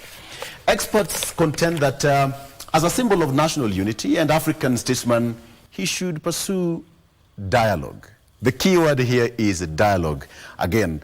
So we have got on the front page of the People Daily, we had that already, taken there. I don't know whether the editors of these papers were sitting in the same committee yesterday. We have got President there, Suluhu, we have got Felix Tshisekedi, Museveni, Uhuru Kenyatta, and then we also have the head of institution, that's judiciary, Martha Koome there. So there, you have it. Is there anything much we can talk about this? We've talked about it. Let's cross over very quickly to the front page again. That's a Daily Nation, no longer at ease. Kenya's trouble with its neighbors. More or less the same thing. But on the main read here, on the front page of Taifa Leo, usimkaribie Ruto. Usimkaribie Ruto, that's on the front page of Taifa Leo. Vuta ni kuvute, kinara wa Azimio asema kwamba mazungumzo yoyote wakati huu ambapo kesi muhimu dhidi ya serikali zinaendelea kotini yanaweza kuathiri uamuzi ama maamuzi. That is on the front page of Taifa Leo. And finally, on the front page of the Daily Nation here, Kenya's troubles with neighbors. That is mostly what is now on the front page of our local dailies today. Ruto, Raila clash over judiciary's call for dialogue. Again, how is it going to be? Latest row with Dar es Salaam resolved within 2 days. Prime Cabinet Secretary, that is Musalia Mudavadi, I made to understand that mediated that tiff between the two nations, and here we have some kind of, All right, so crossover. Director, let's play this clip where the president is now calling for a truce between the judiciary and the executive.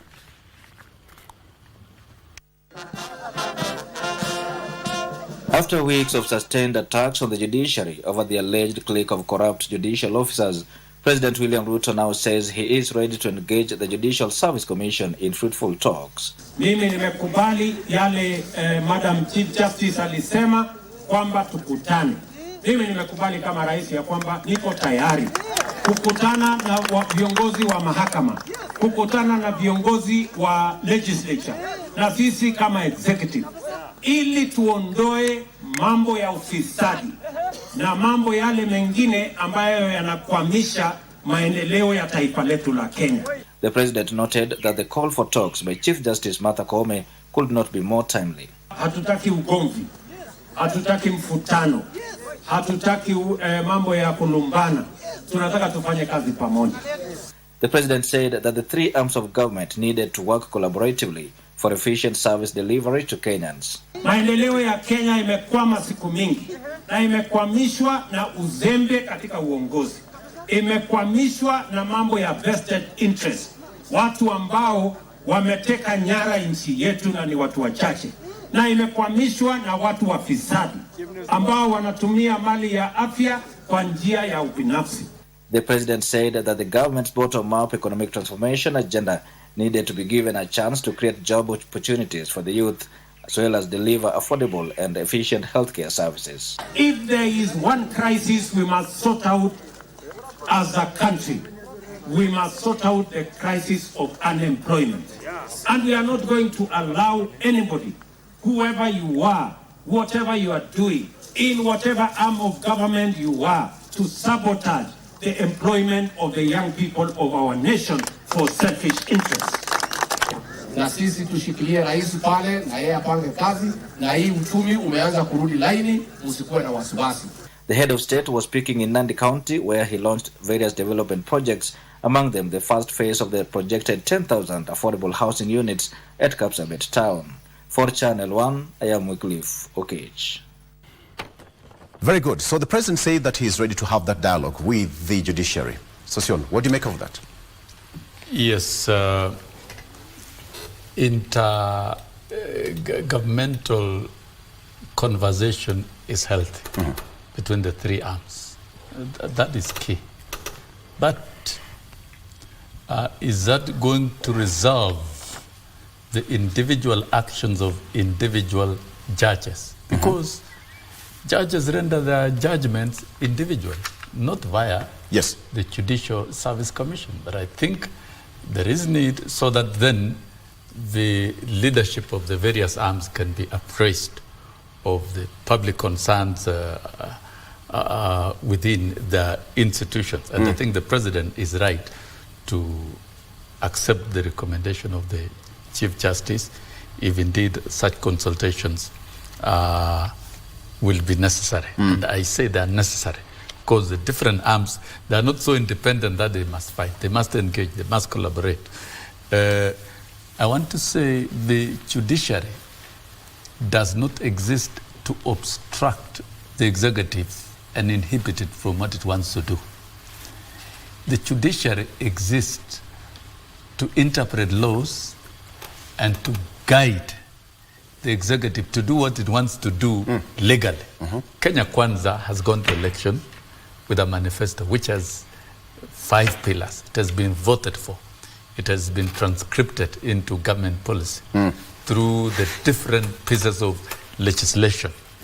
And so it has met, all the pillars have met the threshold of the requirement of law and policy. It then is not right for a judge within the Judicial Service Commission to terminate its operation. Take, for example, universal health care. There are 4 pieces of legislation. NHIF has been phased out, and there are 4 different pieces of legislation. And to facilitate universal health coverage.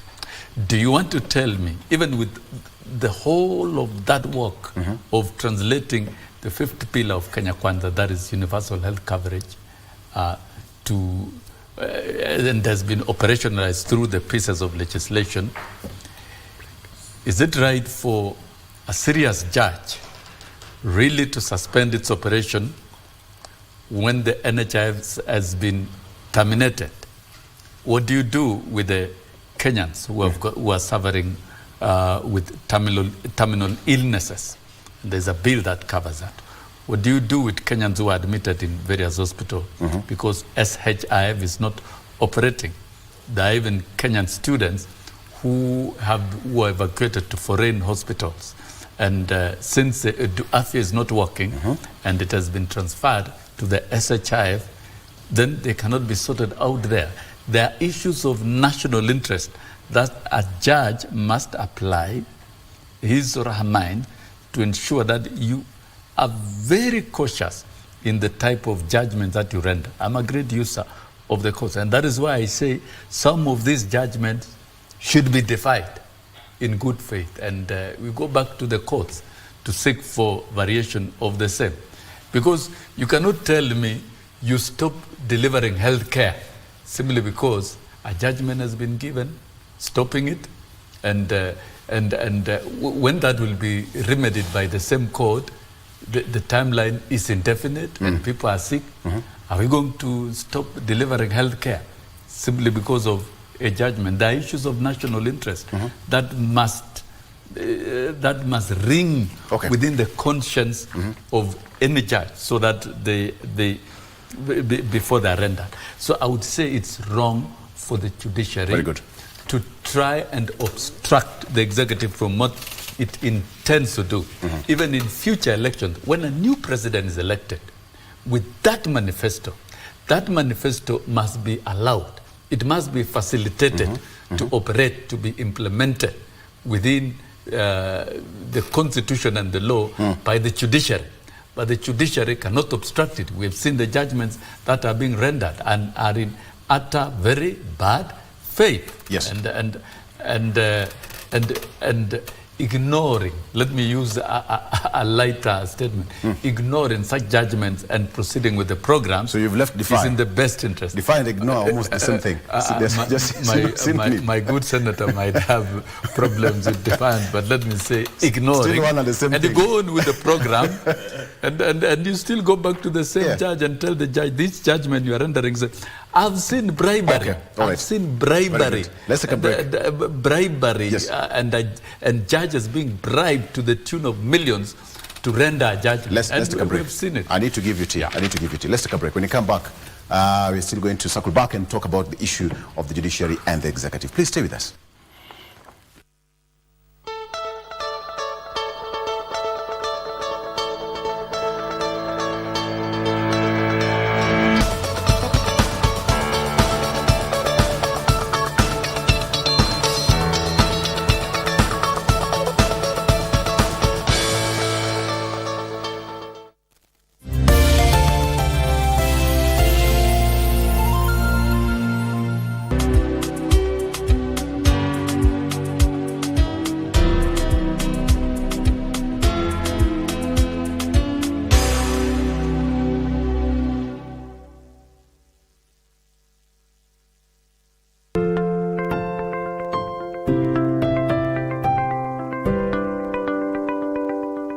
In a world filled with uncertainty, there is one thing we can always count on: the power of compassion and generosity.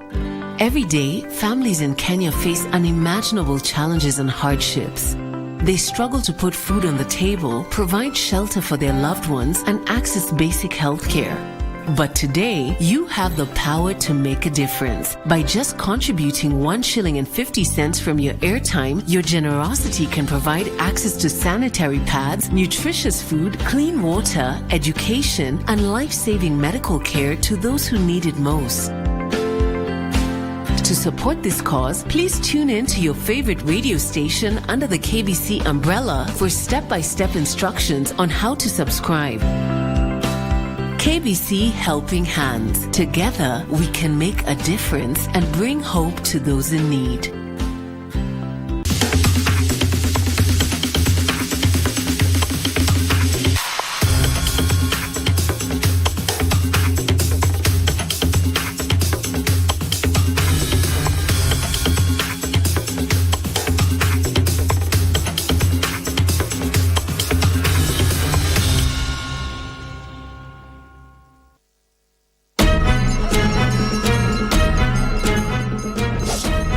Get ready for the captivating return of the FKF Premier League, exclusively on KBC. Brace yourself for the thrill of football as 18 teams battle it out for glory. Every week, KBC brings you not one, but 2 heart-pounding matches, delivering the best football action right to your living room. The stakes are higher than ever. The league champion takes home a handsome prize of 5 million shillings and also earns the honor of representing Kenya in the prestigious CAF Champions League. Feel the adrenaline, experience the suspense, and join the roar of the crowd as we celebrate the return of Kenya's football legacy. The FKF Premier League, live and exclusive on KBC Channel 1 and KBC radio stations. Save the date, mark your calendars, and get ready for the ultimate football spectacle. Coming to you live only on KBC. KBC, your true sports partner.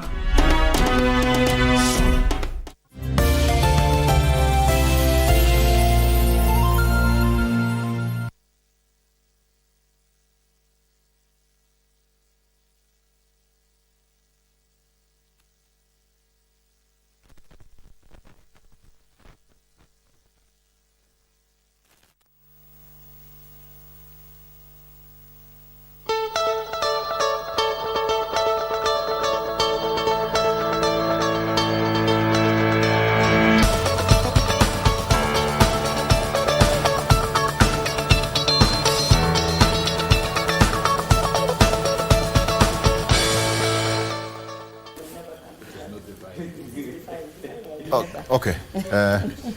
We're having a discussion. All right, welcome back. Okay. Nyamongo, Daktari? Yeah. Forgive me if I forgot about that. I'll get used to it. Thank you. Pole pole. Thank All you. right, take it away. Yeah, Mr. Oro, what amazes me, actually, is that you hear how the president speaks, how the deputy president speaks. These are the greatest leaders of our country. You have heard my colleagues here, some of them are great leaders of all of them. All of them, yes, honestly. All of us. Now, when the government is operating, you remember the president has been in government for consistently for almost more than 11 years. From Jubilee to now, Kenya Kwanza. When you saw the judiciary affirm the election of Uhuru Kenyatta, where the deputy president was, he never called the judiciary names by Willy Mutunga. Willy Mutunga affirmed their election.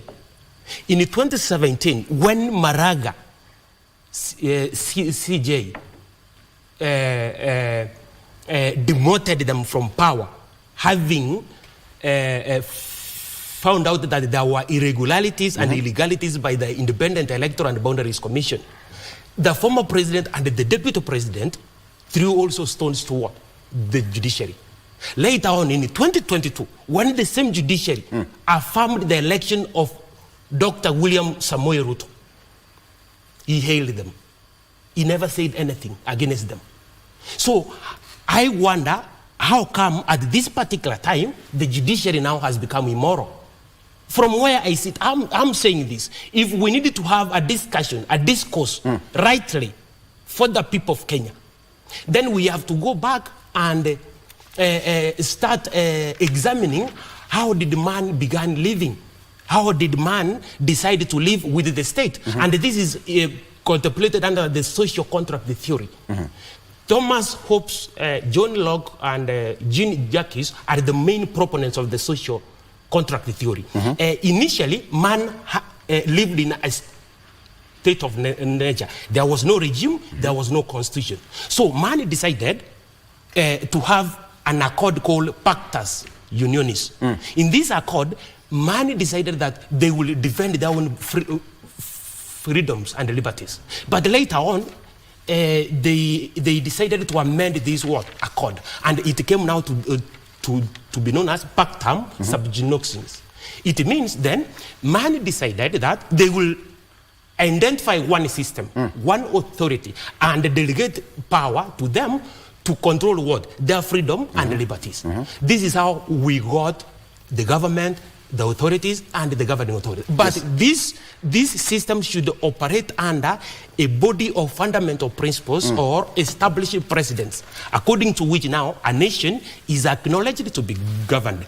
When you see, if we want to have a dialogue, if the dialogue between arms of government has failed, then we need to go back to that consent between the people and the state, which is now under the social contract theory. It is anchored in our constitution in Article 1, sovereignty of the people. And let it be clear, I'm speaking now to the people of Kenya, because I'm a member of the judiciary, and I see the way the president is speaking. He is not committed to dialogue. He wants to control the judiciary. In some way, I said here that indeed the judiciary is not clean. But the way the president is trying to handle it, it is improper. It is morally bad in practice and in principle. So let it be obviously true and not open to question for ourselves, as well as impossible to doubt or dispute for our future generations. That as soon as the consent between the people and the state has been contravened or is threatened with contravention, the sovereign power of the people prevails, gains ascendance, and takes the crown. In his own words, and you will allow me to quote Abraham Lincoln, this country with its institution belongs to the people who inhabit it. Whenever they grow weary of this existing government, they can exercise their constitutional right of amending it or their revolutionary right to dismember it or to overthrow it. Okay. Full stop and unquote. The question is the judiciary guilty? Because the statements came from the head of the judiciary, that is Martha Koome, the CJ. And a day later, that is yesterday, the president said that he's ready to have dialogue. So does it mean that the judiciary is guilty, quote unquote, as charged? Now, are you guilty? Why guilty? Because you see, I've said in any house, there are errant what? Children. Okay. So the president was right then? Yeah, but you see, it is only the judiciary which is now being targeted. The executive also has corrupt members there. Okay, you'll tell me what kind of dialogue, Senator, what kind of dialogue? So the president was right. It has been almost a month of fire. Obviously, the president was right, because in all three arms, there is corruption. In all three arms. And that is something that the Kenya Kwanza government has been trying to deal with, even through the manifesto. I can even just pick one incident where you can now, you know, because he said, why is judiciary being targeted? Judiciary is not being targeted by the president. We had an instance at the Ministry of Health the other day where there was almost a scandal, where there was a red flag on something that was happening, and we saw that there were so many people who were fired. And at that time, I didn't hear anyone saying that the cabinet is being targeted. I didn't hear the opposition saying that, you know, you're only going to the cabinet. Why don't you come here to the judiciary? So, you know, these are some of the things I listen and I say, don't mislead Kenyans. There is corruption in all three arms of government. I have personally been outrightly speaking about some of the corruption that is in parliament. So at the end of the day, it is an issue of dealing with corruption as an issue and not trying to say that when it comes to judiciary, we can't touch you because you're independent. Legislative is also independent, but then we still talk about corruption. Cabinet is independent. We still get PSs fired. We still get senior directors fired, CSs fired. And nobody says they're being targeted. So I'd like to ask Kenyans to think of it as this. We are dealing with the enemy. The enemy is corruption. When you see the enemy anywhere, even in church, deal with it as the enemy. Despite whichever form it comes into. But there's also something that I've heard my colleagues saying, that the president's intentions are not genuine, or that he would like to just control. First of all, you cannot anticipate a debate. Someone has called for dialogue. Allow them to go and talk. When they start talking and it starts looking like he's trying to capture that judiciary, then you can say, hey, we have seen you. But you cannot anticipate, because that means that you are also not coming to the table in good faith. It means that you are with clean hands. You cannot anticipate that now I'm anticipating by Friday this person might do ABCD. You can only be guarded in the sense that you are going to the table as an independent institution and you know what you're trying to achieve from that conversation, and still safeguarding that independence. And by the way, this conversation has not been called for in private. You know, this is not a conversation where the president has said, come, we shall meet behind the tent, just me and you. No, this is a structured conversation that is going to involve so many different frameworks of these independent institutions. So if it is judiciary that's going to come, do not assume that CJ will go and sit with the president at Java. No, this is going to be structured. It is going to be transparent. In fact, we even welcome the opposition leaders and all the other forms to sit in. This is quite unique. We even welcome, you know, we even welcome, because now from Kenya Kwanza government, let me speak authoritatively, from Kenya Kwanza government. We even welcome, if you want to make it an open conversation the way you do those presidential debates. We welcome that. The bottom line is that we cannot digress the conversation from dealing with the corruption to starting to negotiate all sorts of other things. I'm saying this is unique, Senator, because one, we've never seen a dialogue between three arms of government. But you've never had a president like William Ruto.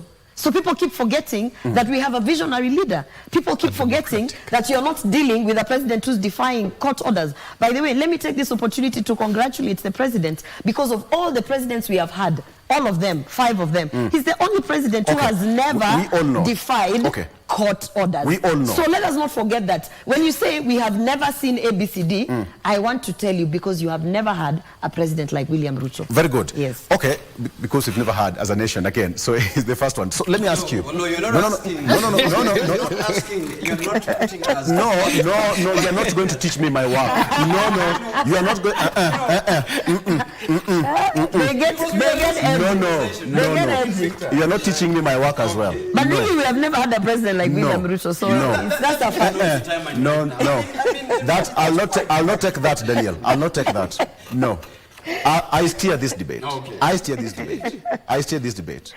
No. Okay. The question is, if the president is calling for dialogue between the executive and the judiciary, the question is, so where's the dependence of the judiciary? Because you look at a situation where the president is calling for a truce, and it seems that the judiciary has been subdued in some corner. The judges have a way of communicating through orders, through arbitration. For example, you see it in the mediation annex. They talk through directions, etc., etc. Politicians will always have that platform. Judges have a way of giving their directions. So, Daniel, before you come now, I'm asking that question, and then now you can ask your question and answer it. No, in the interest of the show. In the interest of the show. I wasn't purporting to ask a question. Okay. What I was saying is that, you see, we are getting to a discussion where we are not able to quantify. When people say that this is one of the best presidents we always have concerning an issue, I think it stands a test of time. We're just less than 2 years into power, so we are not able to determine after. Then we are able to do that when your legacy is actually firmed, and we're able to confirm that you stood out as one who stood out for the rule of law, for the matters of fairness. The question that is brought on table, and you are asking so firmly, is that is there a problem in the judiciary? There is a problem in the judiciary. One, Honorable Sosion has confirmed in the Senate that he's been a victim of some of the rulings that probably, if you see, really defy the procedures that are outlined on the processes of probably getting a ruling or getting an order. And in that extent, he has urged, though I agree that, as I said, instead of us defying, but then we would just ignore. I think that step down is quite important for him to the show today. The question that we are asking here is that even as, and yes, we had said that it's important to have a national conversation, a dialogue between the head of executive and the head of judiciary. There has been a number of dialogues that have been here to resolve a stalemate that threatens probably the core of the national unity, probably threatens the functioning of a statehood. There have been a lot, including the one that is, whether we don't know whether it's proceeding, the National Dialogue Committee, on matters that are thorny like this. And I was on a different platform. I said this, that if we are finding it now that there seems to be a corruption within the judiciary, the judicial officers had the opportunity probably to present their view through the NADCO on the proposals. That could have been, could have been one of them, one of the issues that could have been brought to be discussed on the national level. But right now, that is a thorny issue. The issue is that we have JSC that really is in charge of, as a body that really vets, but equally look into the functioning on what the welfare of the judges concerning any other matter. But however, the head of state being the national, the symbol of a national unity, he has his own right, to steer the process. He has his own right to sit at the conversation, to resolve, because it is a matter of a national concern. Now, my worry is that there seems to be different people reading from a different script. Yes. While I was watching the script here, in the background, I am seeing the deputy president, who has mentioned that is leading a delegation to JSC in order to file a petition on one particular judge who is handling this issue. So here is a president who is willing to have a national conversation on the state of, of the state of a nation that is quite thorny. But on the other hand, we are having a deputy president that is leading towards a different direction. I think we need to get that resolved. That matter probably could be his own, or could be a matter that is affecting the nation. May I also warn, may also advise, because we are reading comparatively with what is going on in different jurisdictions, in different democracies. On a time, we had one Attorney General of the United States called Jeff Sessions.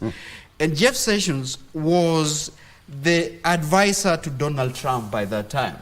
So there were issues that were surrounding the president, including a matter that was so core that there seems to be that the Russians had might have meddled in the elections of that country. But I think President Trump, being President Trump, was not heeding to the advice of Jeff Sessions. And when he was summoned, to speak on matters the court was actually summoning, and he was sending lawyers who were advising him wrongly and telling him, you don't need anything to do with the U.S. Supreme Court and federal, judges and judiciary. As we speak, we all know that President Trump, as late as yesterday, he's been summoned to court. He's a former president, but summoned to court. He's campaigning, but answering to legal challenges. So I am not saying this is the fate of our current regime. What I am saying is that probably the president, being strategic and being a leader, as the senator is mentioning, could have realized that actually it is shooting yourself in the foot by always vilifying the judiciary at the national platform, by riding on a populism issue. So I think this is the most important thing. But I agree that there is corruption in the judiciary, just like it is on the other arms of government. So when we are tackling it, we should give it to Judicial Service Commission. Matters that if there is a corruption in judiciary, the head of state, being the head of the executive, could crack whip on matters that are affecting corruption within the executive. All right, so the question is now, well put, thank you. Yes, Mwalimu, before you also answer that one, you can combine the two. That does mean that the president is reading something. So many hearings and determinations and some of these cases are coming up either this month or next month. So was it a calculated move? The president is the head of government and head of state. Yes. And as head of state, with all intelligence information, including happenings in all arms of government. That's a fact for sure. But I want to make a correction. The call for dialogue was not initiated by the president. I think that should be known. The call for dialogue was made and proposed by the Chief Justice. Yes. The president, as the head of state and the head of the executive arm of government, acceded to the recommendation for dialogue. And I want to say this is a dialogue country. And looking at the history of our country, the most contested issues have been resolved through dialogue. And the products of the different dialogues have been very, very clear framework. Instead of getting into a zone where the executive might be forced to ignore court judgments and proceed with certain programs, it is better to engage in dialogue, which the president has welcomed. And it is also wrong for the naysayers to begin imagining and trying to whip the country that the president wants to control the judiciary. How can the president, who has not even recommended and called for this dialogue, control the judiciary? And the president has demonstrated that he wants an independent judiciary. He has said it. And it's clear. Number one, the judges who were not appointed, he gazetted them within very few hours of being sworn in, and more funding to the judiciary, and the judiciary is independent. The president, as the head of state, has only asked for one thing: can we weed out corruption in the judiciary? I think that is a statement. Yes. And I want to remind Kenyans and everybody that cartels who have captured the economy are buying their way out to get judgments in court to preserve their businesses. Cartels in the housing sector do not want the affordable housing because they will be out of business. Cartels in the health sector, and we know, and these are patrons and fathers of corruption. They do not want reforms in the health sector because they will be out of business. We have seen cartels in the tea sector frustrating new acts that are going to allow farmers to earn more money. Cartels in the coffee sector. Are we going to allow this country to be controlled by cartels? Cartels in the sugar industry, we saw what the president said. Either these cartels, three things. Remember the issue of the three things. Because as a country, we must have a resolve. Are we ready to fight corruption? Yes, let us all condemn corruption, wherever it is. Whether it is in the church, whether it's in the judiciary, whether it's in the executive, or whether it's in the legislature, as long as it is corruption practiced within the boundaries of the Republic of Kenya. And corruption in the judiciary and corrupt judges, those who have been bribed to deliver judgments one way or the other, the court users have complained. So has the president won? Has the president won? And the president is very clear, he's very modest. He wants the country to be run through the rule of law and constitutional order. And the president whatsoever, and we know him, he means his word. All right. He has no interest in controlling the judiciary. But he's speaking what many of us are speaking. That indeed, Dr. Naftali, corruption in the judiciary and being controlled by cartels who are trying to fend off popular programs that affect their businesses. I've heard you. It's real. This is it. This is it. On the front page of the Taifa Leo, usimkaribie Ruto. That is according from Raila to Martha Koome. Usimkaribie Ruto. And those are politics of Azimio. That is politics. Okay, politics, okay. Kinara wa Azimio asema kwa mazungumzo yote wakati huu ambapo kesi muhimu dhidi ya serikali zinaendelea kotini yanaweza kuathiri muamuzi. That is what's here. And I think that is also on the front page of the here again on the Daily Nation. Raila warns Koome against meeting with the president. He said that agreeing to negotiate with Ruto will compromise the judiciary, opposition leader now claims. Nyamongo, allow me to ask you this question. After all this, so where does this leave the cases which are still active? Up for determinations and directions either this month or next month. So what really happens to this case? Because you have the litigator sitting down with the judge and negotiating. So what happens to these cases then? I don't think the discussion which is being encouraged will affect the cases. I don't think. The discourse which the executive is longing for to have with the judiciary is to harmonize their relations. But they should not affect whatever is going on. So anybody thinking that they may contravene another application of redress, it is wrong. Yeah. So let me you have heard the way the Honorable Sushoni is speaking. And you have heard even members of UDA how they are speaking. This is the same way as Jubilee and Azimio that handshake was speaking. But you saw what happened. We were told we have the deep state, we have the system, and we have everything. But you saw what happened at Bomas. So Honorable Sushon has agreed that judges are being bribed outright here.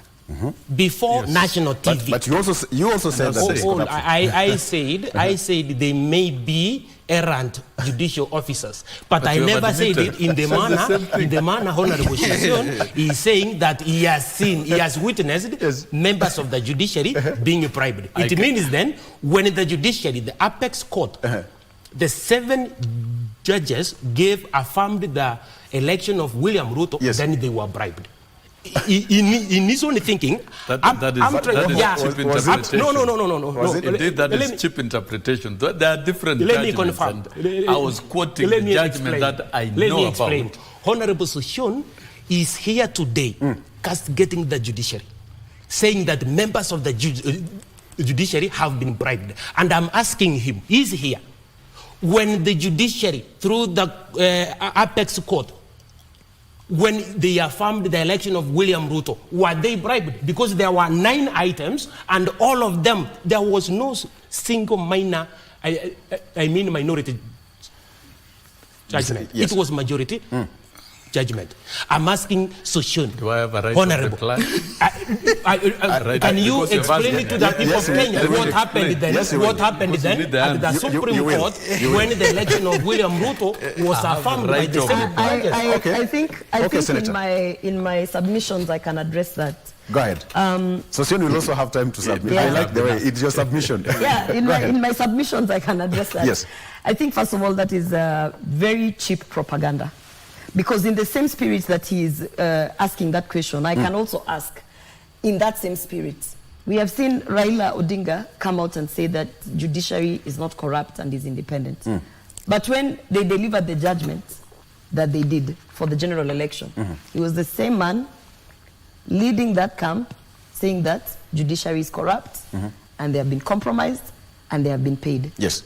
So should we also say that he is conflicting his stand then? No, obviously, because whatever is happening in this particular matter has got nothing to do with the general election. And by the way, one thing, Honorable Sosion, you should never allow these Azimio sympathizers to get you, is to have a conversation about the general election. Because we closed that chapter. We have moved on. People have been sworn in. We are in office a year plus.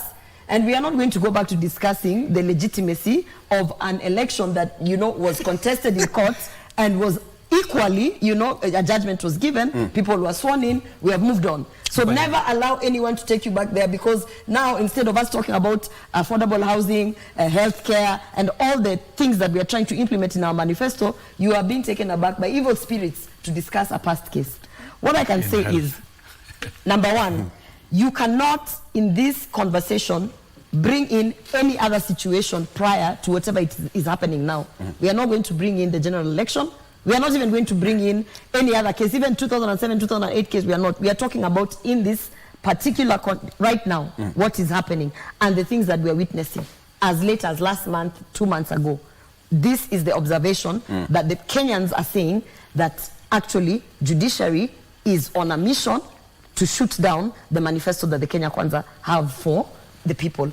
And having said that, then I want to say this. There's also a trend that I'm seeing happening, and that trend is affecting conversations between, whether even judiciary or whatever. Yes. There's a trend of villainizing the president. And if you see in the papers today, you are talking about them saying, President Ruto is now fighting with all his neighbors and it's putting Kenya in a fix. There's a trend of people saying, even the way they quote Ruto's many battles. This is what you mean. The other one was Usimkaribie Ruto. Things like that. This is standard. If you look at the next Usimkaribie Ruto, Ruto alienating Kenyans. Ruto, yes. And what about Daily Nation? I'm sure there's one in there. These people have been sitting in our WhatsApp group and discussing how to villainize our president. Yes. And let me tell you the issue about villainizing a person, which the fourth estate did not learn from last election and the electorate, is that you are actually strengthening the faith that people have, because ultimately you can see that he is the underdog in all of this. So when you villainize someone by saying it is Ruto's fault that Kenya is isolated, let me remind Kenyans that Kagame, for a very long time, President Paul Kagame, has been fighting all his neighbors for one reason or another. Yeah. And nobody villainizes him. In fact, he's called a Pan-Africanist because he's trying to push for his people. He fought Uganda when he was saying that Uganda was hosting some of their enemies. He had issues with Burundi. He had issues with DRC. He even went as far as having issues in South Africa. Can you imagine? From Rwanda to South Africa. Nobody called him, no one villainized him and made him a demon. But he was fighting for the rights of his people, the people of Rwanda. Museveni has also a history of having issues with the neighbors, including us in Kenya. For a very long time, Museveni, during the Moi era, he said that Moi was hosting his enemies here in Kenya and trying to overthrow the government at that time. Yeah. And, and that is, it has nothing to say that, now when we had Uhuru Kenyatta, we were so at peace, we were in love with our neighbors. No. When a leader is visionary and is fighting for the rights of the people who have put him in office, the one thing that we should not fall into doing, because this is only Kenya that is used to doing this. If you look at all the other countries, they do not take their leaders and villainize them. They do not take, even Trump, as horrible as he was perceived to be, was actually being defended by Americans. So this trend that I'm seeing of villainizing Ruto and then making him the subject of discussion. For instance, now judicial wars. I've told you, the enemy is corruption. The enemy is not Ruto. And cartels. And the enemy is cartels. You know the affordable housing, I was just telling my colleagues when we were on a short break, that the Architectural Association, of the Architectural Society of Kenya is also enjoined or wants to be part of that lawsuit of affordable housing. You know why? Because the manifesto of affordable housing is to standardize all designs of the affordable housing. Do you know what that means for architects? It is less business. All these people who wanted to go and design small houses wherever, suddenly now there will be an approved standardized design of housing, you know, and it is going to be replicated across board.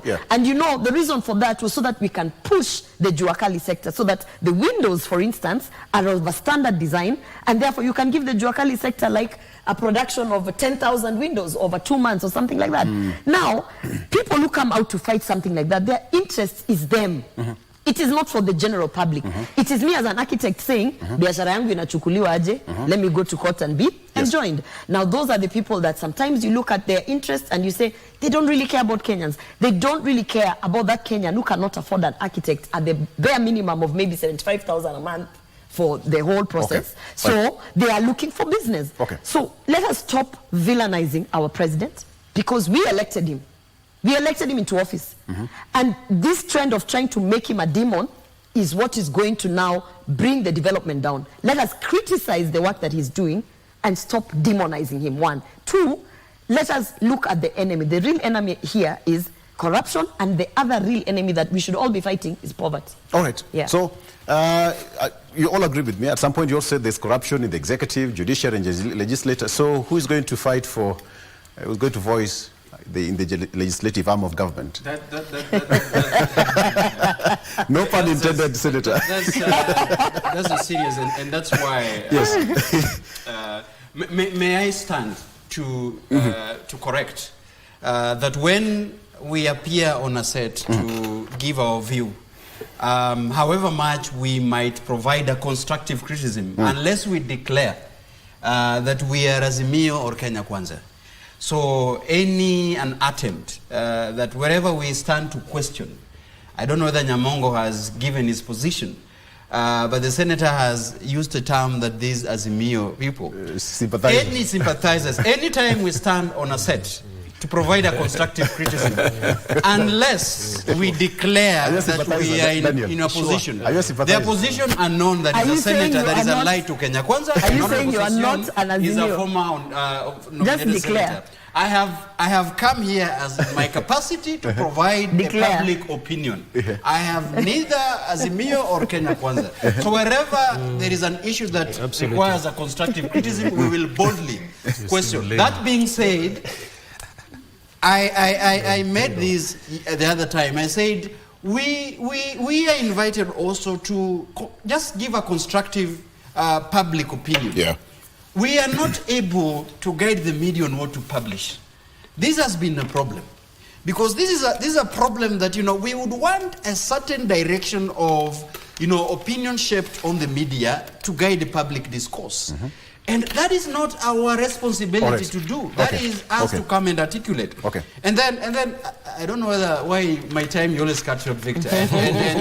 Allow him. This is why I'm really unhappy sometimes, because Senator has got a lot of time, Sossion has got a lot of time, but when we start I'm giving you time. Thank you. I'm trying to just control it, that point imefika nyumbani. Thank you very much. So one of the issues that you've also mentioned is I didn't weigh in is, you see, I agree with the senator that our priorities should be our country. You understand there is some campaigns that have been run. In fact, Donald Trump, that has been mentioned, he runs a campaign by saying the US matters first, making America great.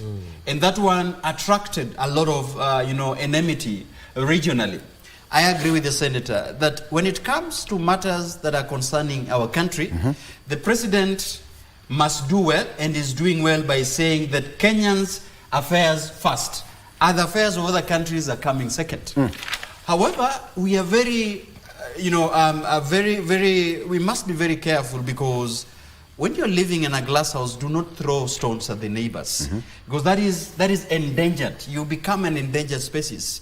Kenya is living amongst the community of nations. And that the last time we were here with Honorable, we are looking at what is our foreign policy.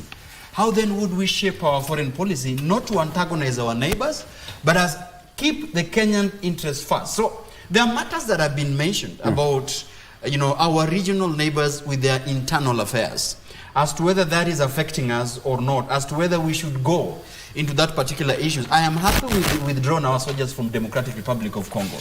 I am happy that we systematically also, into a problem of surfacing, withdrawing ourselves from Somalia on matters of, Al-Shabaab and the rest.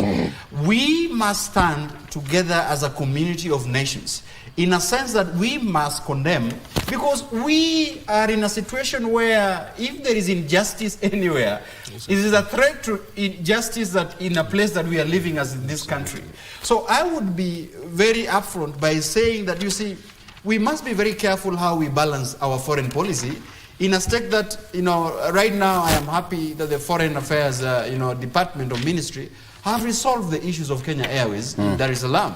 I am happy that the President, who is probably a Pan-Africanist in his outlook, though that has attracted a lot of criticism, is trying to solve the issues that are happening in Sudan. I saw General Hamdok Dagalo in this country, when he visited. I am happy that President could equally extend a hand and invite General Burhan to discuss the matters that are affecting Sudan. Equally, IGAD would, I am very skeptical that as much as IGAD has given the President to chair the dialogue that is, the issues that are going on in Sudan, I am hopeful that IGAD will actually even support the President in terms of getting the legitimacy to resolve that issue, because that is putting us as a precarious position. Because, when he fails, and this is, I agree with the Senator, we should support the President. When he fails to expedite matters that are, concerning the region, the Kenyans who are traveling and who are mingling themselves with other nationalities within the region normally are criticized. That is now we own the baggage of what our leaders are doing. So I am happy that we should support the President, but equally provide a constructive criticism where we feel that is not representing us well or is not doing well. Very good. Let's take a break. And we come back, we're still going to circle back with this conversation and finalize on the bit of the battle between Kiharu Member of Parliament, Ndindi Nyoro, and DP Rigathi Gachagua. Let's talk about that when we come back.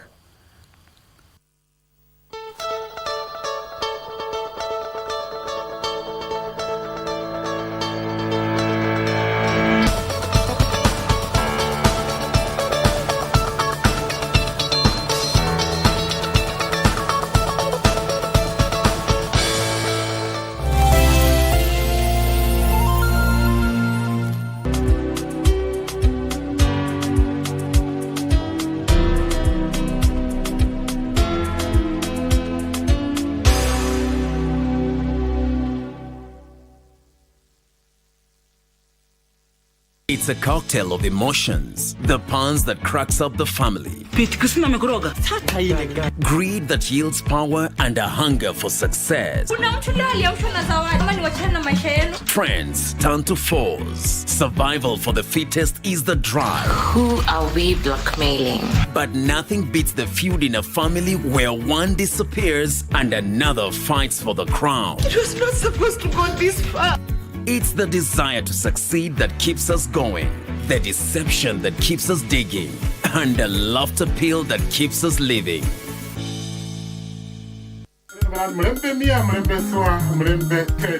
Habari njema kutoka redio yako pendwa ya Ingo FM kwa wakazi na mashabiki wa Bungoma.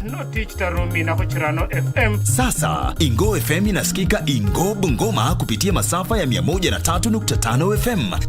Sikiliza na uchangie, burudika ukifurahia uhondo wa kipekee kwa lugha ya nyumbani.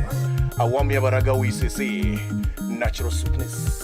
Kadhalika, tegea Ingo FM ukiwa maeneo ya Kakamega, Busia, Vihiga na Trans Nzoia kupitia 101.5 FM. Iseni koli, umwana wa kwendo, mkana wa imoni dala, nombo nyara kunanga, KK. Ingo FM, ininginingi ye muitala.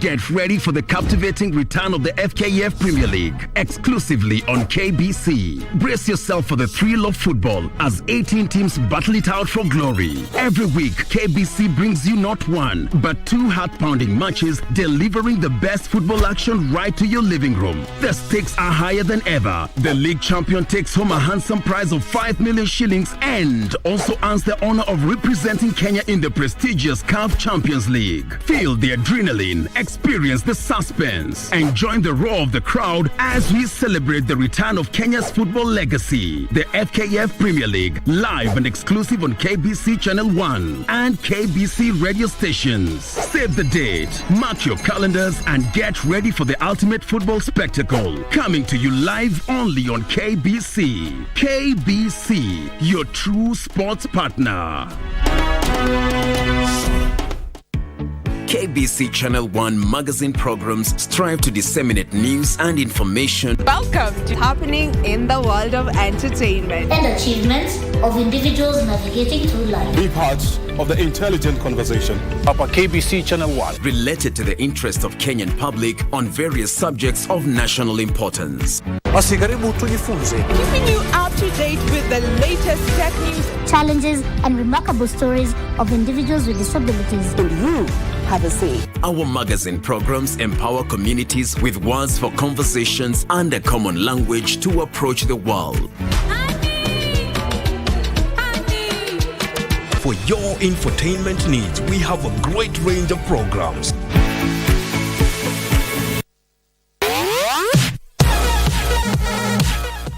These are the moments we live for every Friday as we catch up with the world of football.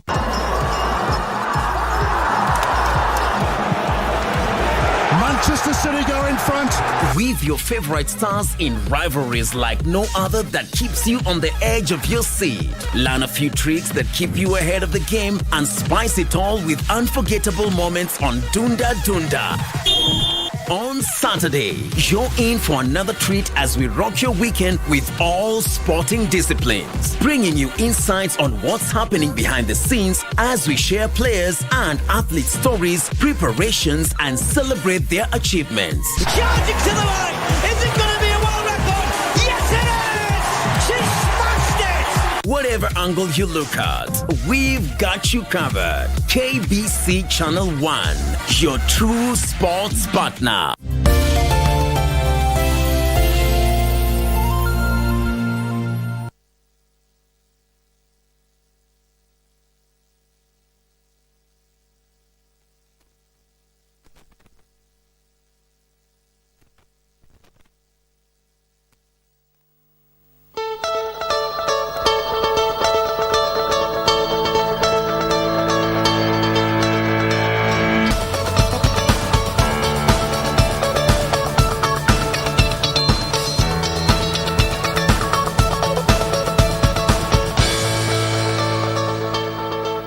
So when that was happening, the opposition said that they are not ready for that kind of talk between the judiciary and the executive. And Raila Odinga spoke yesterday. Perhaps before I give Honorable Sossion right of reply, Director, let me just play that and see what Raila said. Judges do their thing independently. We want to tell the Chief Justice not to compromise the position of the court. She already took a position. There's no need for dialogue. There's nothing to negotiate. Absolutely. And I would be very disappointed if Chief Justice Kome was to fall for that obvious trick.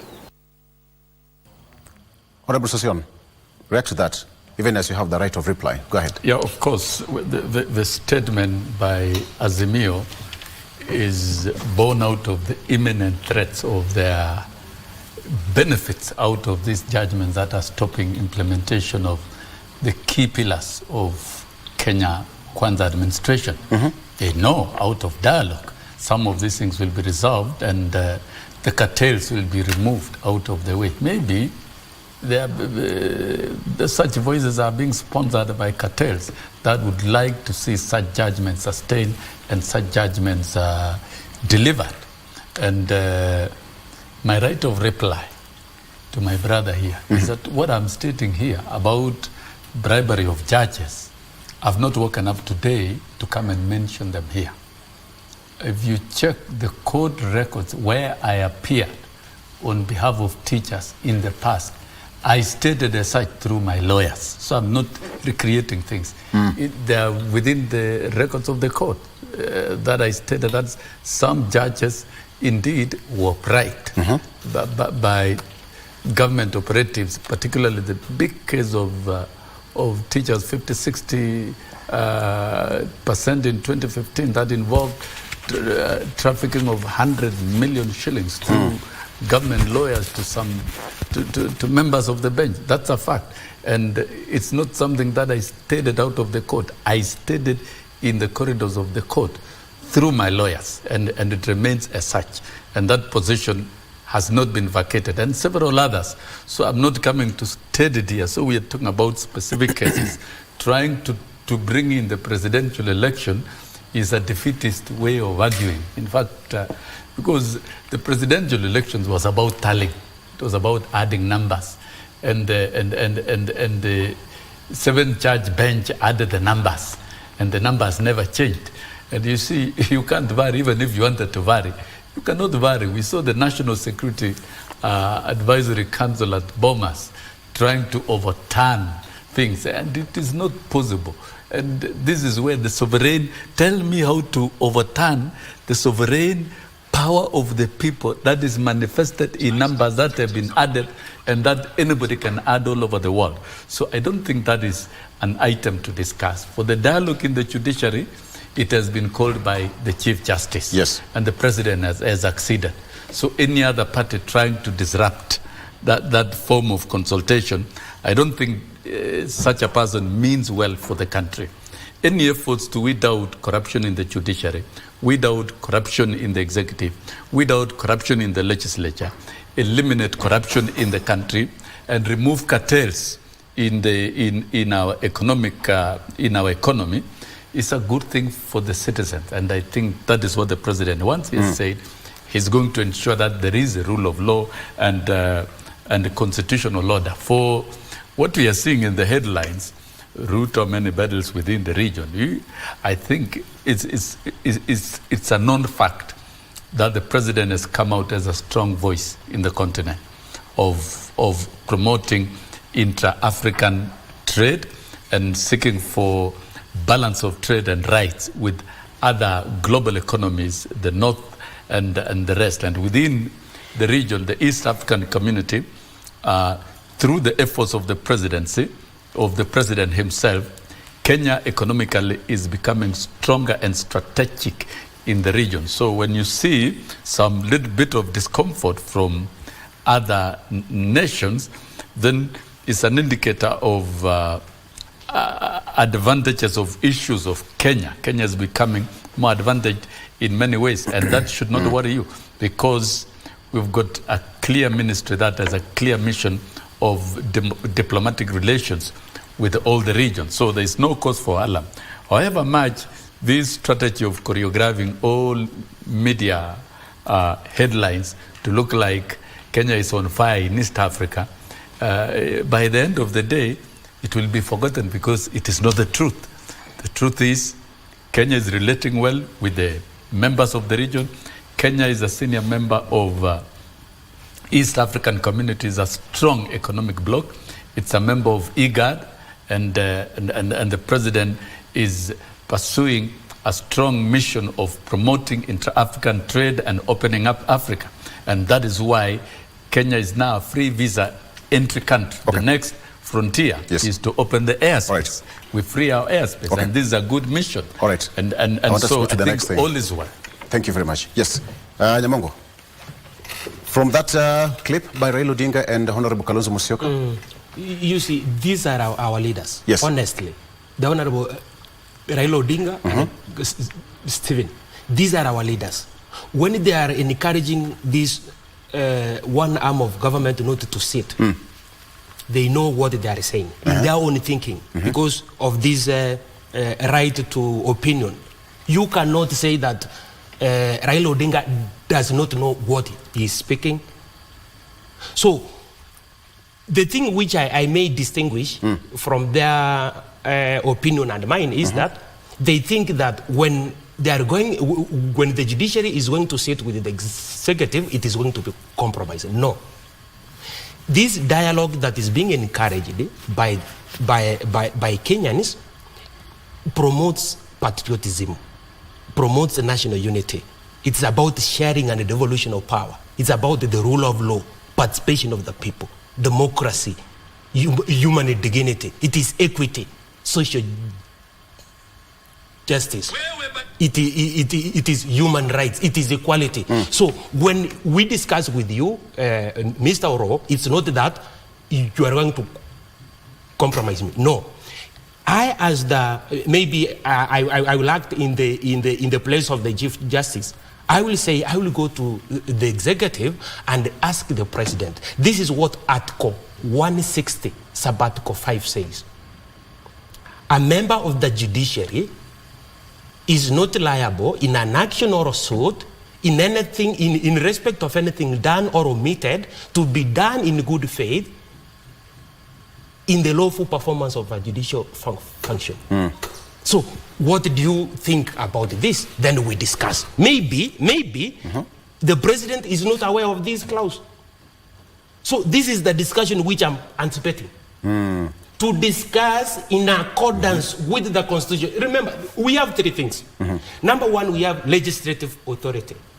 Number two, we have executive authority. Yes. Number three, judicial authority. And you will allow me to envisage what Article 94, Sabbatical 1 states. The legislative authority of the Republic is derived from the people, and at the national level is vested in and exercised by Parliament. Sabbatical 2. Parliament manifests the diversity of the nation, represents the will of the people, and exercises their sovereignty. Here is a member of Parliament, Senator Uruoba. Senator Uruoba should appear to be a member of Parliament. Should appear. Even appear. No, listen. Okay. He should appear to have known what is the role of her office. It is about legislation, oversight, and representation. Not to represent the executive, to oversight the executive. Number two, when you look at Article 130, the executive authority of the Republic is derived from the people. And shall be exercised in accordance with this Constitution. Same to the legislative authority. Why? It is about the people. Every other authority is derived from the people of Kenya, because all sovereign power belongs to the people of Kenya. So if leaders in the executive, the legislature, and in the judiciary are not able to sit down and harmonize their views, then we will go back to the people, because this is the consent between the people and the state. Okay, so I have this question for all of you. Senator, even as you respond to this one, right of reply again, you should have, of course you are. So what happens if that dialogue is formed today, tomorrow, even next week, and then we have got, some cases still pending in court? The finance bill is still there, the housing levy bill is still there. So what if these cases do not go as per the government's wish? So what will happen next? First of all, we should appear, all of us, to understand that we are all Kenyans, and our interest is for this country to remain peaceful and get development. And so therefore, my good friend here is a lawyer. He should appear to be knowledgeable. I'm a member of Parliament, and I sit in the Senate, and I know the roles of which I have been put there. I'm specially elected to represent women, and I can tell you for a fact that if there is any doubt of who I appear to be, it is not on my side. It is not on my duties. I represent women very well. As a matter of fact, maybe I should just give me just 30 seconds to say that in that representation of women, as I'm specially elected, I have fronted 6 bills in less than a year. One has already gone through the whole process, the Konza ICT Yeah. bill. And unfortunately, I lost out on 2 votes. Otherwise, it would have been law today. And I continue to represent women in the House well. So I don't think there is any confusion there. Maybe the confusion that he is having is that in my role as a member of parliament, I am also specially elected from a political party, the ruling political party called United Democratic Alliance. And that party is the party that won the election, because I think some people get confused. That party won the election. Our presidential candidate is, in fact, the sitting president, the 5th, and we are the ones who are pushing the agenda, the Kenya Kwanza agenda. And in that responsibility, as the political party that I serve, I am therefore obliged to represent the views of that party and to be able to push that agenda either through the legislative process, which is fronting bills that will support that agenda, which is what we are doing, including the ending period poverty. The free sanitary towels bill is actually a bill that is supporting the Kenya Kwanza manifesto, where we signed a women charter with the women of this country. So I think up to there I have educated my learned friend. Have you? And I think he's not confused anymore. Are you educated now? I think he's not confused anymore. So what I can say for me is, all right, it's very strange that the people who are pushing for something called BBI, Building Bridges Initiative, which is, in essence was a national dialogue, are the same people coming out and saying, don't talk, musionge.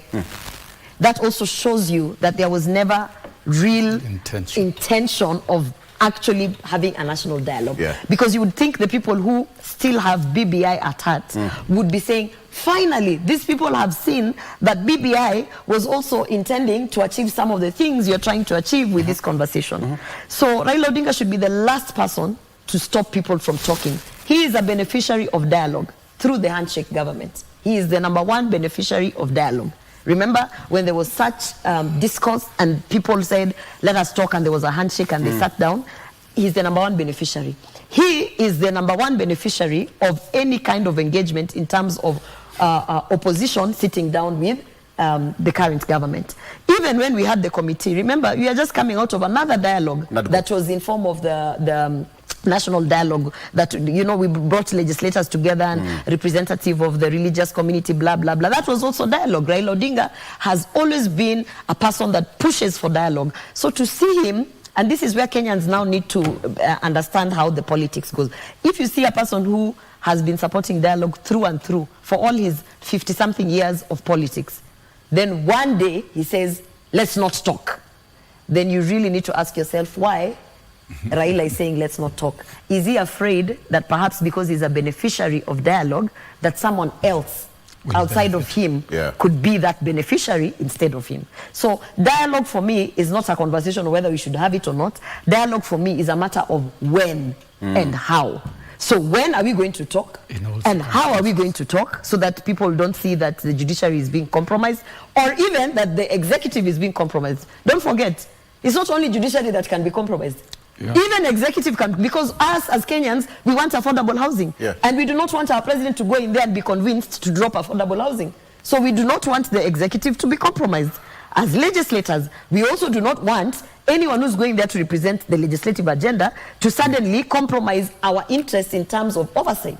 So all these parties must understand that no one wants any institution compromised. And I can tell you, Kenyans are the ones who are saying they don't want their interests compromised. Very good. So judiciary should know that they are not the only party that can be compromised. We also don't want the judges and the Chief Justice changing our agenda for Kenya Kwanza and the manifesto that we put out for the people. All right, very good. Yes, Daniel, in 1 minute, because I want us to shift it to something else. Just be brief. I think that is well articulated, and I am for the opinion that when there is when to discuss and how to discuss it, I think people need to know what is being discussed. Just be brought on the table. Like, although I had. You can remember vividly that I had an issue with the NADCO formation. And when I said here that we are a country of committees and dialogues and,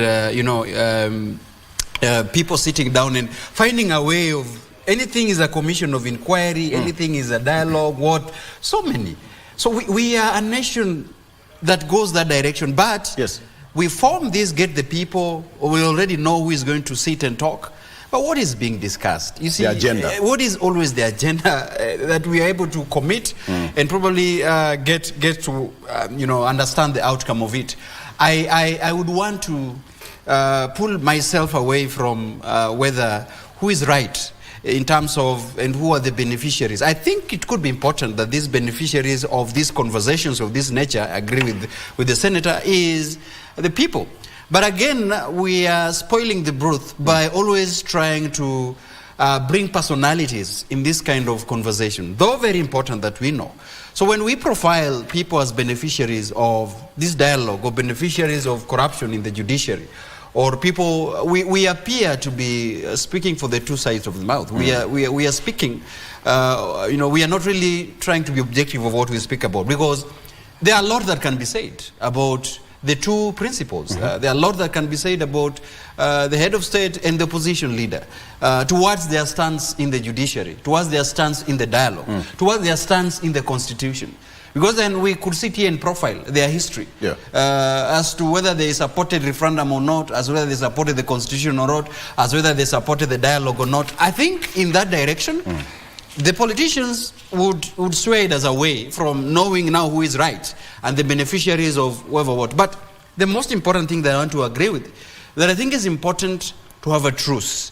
And the discussion is what? What are we really discussing in this dialogue? Are we discussing, is it compromise? Is it trying to, compromise in a sense that there could be a middle ground for these two particular institutions with regards to the welfare of Kenyans? So I think the question as we move forward, it could be that there is a national dialogue or not, but Kenyans would be interested in what are we discussing? What are these two leaders talking about? Now that you're still on air, let me ask you this question. Let's cross over now to another thing altogether as we come to an end. What do you make of this cartoon here, the editorial cartoon on the Standard today? We have got two gentlemen from the mountain. This is Rigathi Gachagua, the deputy president, and Kiharu legislator, and Ndindi Nyoro, and they seem to be wearing some big shoes here. One, the deputy president seemed to be fully inside one pair of shoe. That is Mount Kenya region, and the other side, Ndindi Nyoro, is also the other side, Kingpin. But now the difference is Ndindi's one leg is out, another one is in. There we have it. So, what do you make of this editorial cartoon, Daniel? One cannot you can't put on one shoe. You have to complete by putting on a pair. Right? Yes. So the Mount Kenya region, one pair seems to, one shoe seems to be having one, the other one is the other one. But you can see it is written Mount Kenya region, Kingpin. So it can't be Mount Kenya region on the other side and then Kingpin on the other side. But look at this shoe, so, it's fully tied. Yes. The laces are fully tied. Ndindi Nyoro's laces are untied here. I think it's just simply, for me, I think it's matter. One is already feeling complete. The other one is still struggling to have a closed kingpinship. But also something interesting. The UDA colors coming out.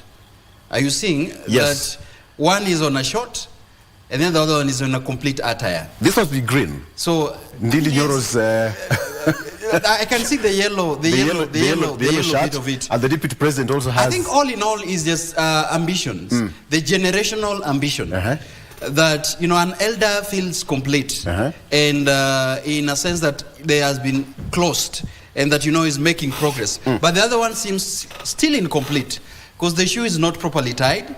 And that is in a short, signifying a young generation. People who walks who put on, shorts and pants, probably are young people who are still agile and ambitious. Senator, what do you make of this? It portrays more of a generational, struggle within the party. That is Ndindi Nyoro? Yes. Okay. Senator? I see a lot of energy on the supposed, alleged Ndindi Nyoro. They are portraying him with a lot of energy. Like a person who has so much to accomplish. You know, that's what I see from there. But most importantly, there are two, there's one pair of shoe. Yes. That's the most important thing you should understand. And in that one pair of shoe, if there was going to be a kingpin, they would wear both shoes. Sure. Yes. Yeah? So it would be one kingpin with both shoes. But in this picture, it shows that it is divided, obviously. It's divided. Yeah. And but you know, one thing you should note also, as much as it is divided, they are together. Can you see that? Yeah, they are. They are together. That's divided by together. They are divided by togetherness. And you know that, and I choose to because I've had a very short period in politics, so I'll not pretend to be knowledgeable on matters Mount Kenya. Yeah. But I choose to interpret it in the sense that the mountain might have discourse here and there, but when the opportune time comes for them to unite, they always unite. All right. Yeah. Nyamongo? So I believe they're just testing the waters, but I can tell you if the time comes where the mountain is needed to speak as one, they will always speak as one. And right now they are all both wearing UDA. The mountain is still squarely within United Democratic Alliance. That is the most important thing. That there is no other party color there. I love your finishing. The other things they can discuss, but the mountain is still they have turned their backs on each other. So remember, are you seeing that they're turning their backs on each other as well? Nyamongo, we take a break, then you come back.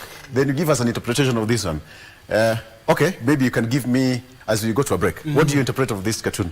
They are two shoes and the same one. Same.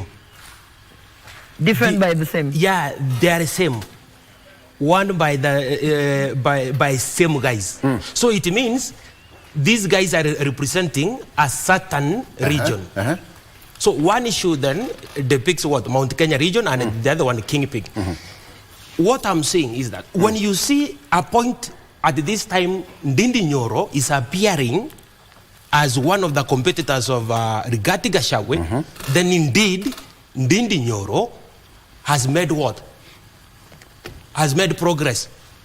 Has made progress. Ndindi Nyoro, from where I see it, he has that quality of being adequately or well qualified, intellectually and physically, to be a kingpin for Mount Kenya. And when you see him there, it's not him alone. It's like UDA guys are discussing on how to dislodge Rigathi Gachagua in the place of who? Ndindi Nyoro. And the time will tell. I know. Time will tell. No, I'm responding. Now you are assuming. I'm responding. And when you see, I'm saying, did you know, Mr. Oro, that Ndindi Nyoro is the only Kenyan who can work single-handedly our budget. He's proficient in economy. Yeah, Ndindi Nyoro is mentally resourceful. 100% He's an economist. He can do our budget, our financial budget single-handedly. That is so true. This man, Ndindi Nyoro, I'm telling you, watch him. Maybe, maybe not. He's the next deputy president. But then, Mwalimu Sosion, you'll agree with us. No. Probably you're the oldest one here. You cannot. One thing I want. You cannot start to. One thing I want you to know. Your father's piece of land is still alive. One thing I want us to appreciate is that Article 38 of the Constitution allows Kenyans political rights. So the politics we are seeing in Mount Kenya, I don't think we should read too much. There are politics in Rift Valley of Kingpin. What happens? There are politics in Kisii, they are everywhere. And I want to tell you, UDA is a democratic party. And a generation of leaders. There are those who will go and others will come. As far as I know, from where I sit, there is no war between Rigathi Gachagua and Ndindi Nyoro. Rigathi Gachagua is a deputy president and he represents the current leadership. Ndindi Nyoro is one of the best members of parliament who has done very well. And in fact, I attended his program of Elimbora in Kiharu. And this is where these narratives came up. And people are saying, hey, here is a young man who is so good, so honest, and a competent leader who can be fronted for Kenya, which is okay. And so I don't think now when it gets now to the cartoonist, you draw something to look like division. I think this personification of division and war, really to me, it doesn't exist. And if Ndindi Nyoro harbors the ambition of being the president of Kenya, it is within his democratic right. And nobody should vilify him. It is up to him to organize himself. That does not threaten the current position of Rigathi Gachagua as the deputy president of Kenya. So there's nothing wrong with that. And within UDA, there's nothing wrong with mentoring young leaders. And I think in any entity, let the young leaders think, wachipange, and things will fall in place. Because eventually, why do we go for elections? Okay. To choose people. Right. Let's take a break. People. I love the way you tone down. I don't this. think I love the way you've toned down too on much. this topic now. I don't think we need to read too much on that. Okay, let's take a break. I'll come back. Let Mount Kenya deal with their politics internally. Another one will emerge. Right. I don't know you'll have how many shoes here next time. And another cartoonist. We'll wear many of them. Yeah. Well, let's take a break. When we come back, we're just going to give you 1 minute for you so you can wind up. Let's take a break. We'll break back shortly.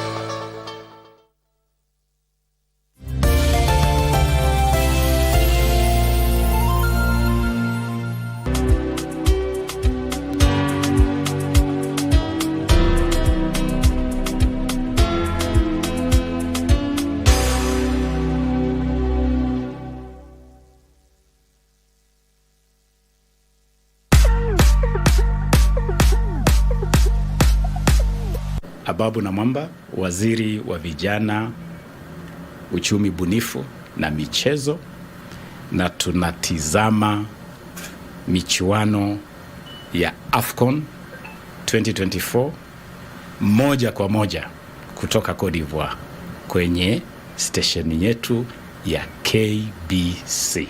Karibuni.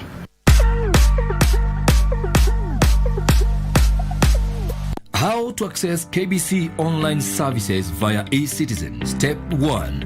On your web browser, search kbc.ecitizen.go.ke.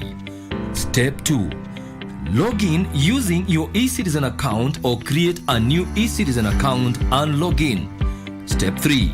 Enter your OTP, which will be sent to you via SMS or email. Step 4. Select Matangazo service. Step 5. Read the service instructions. Step 6. Enter your general details. Step 7. Enter your service details and click complete. Step 8. Submit your application and await feedback from eCitizen.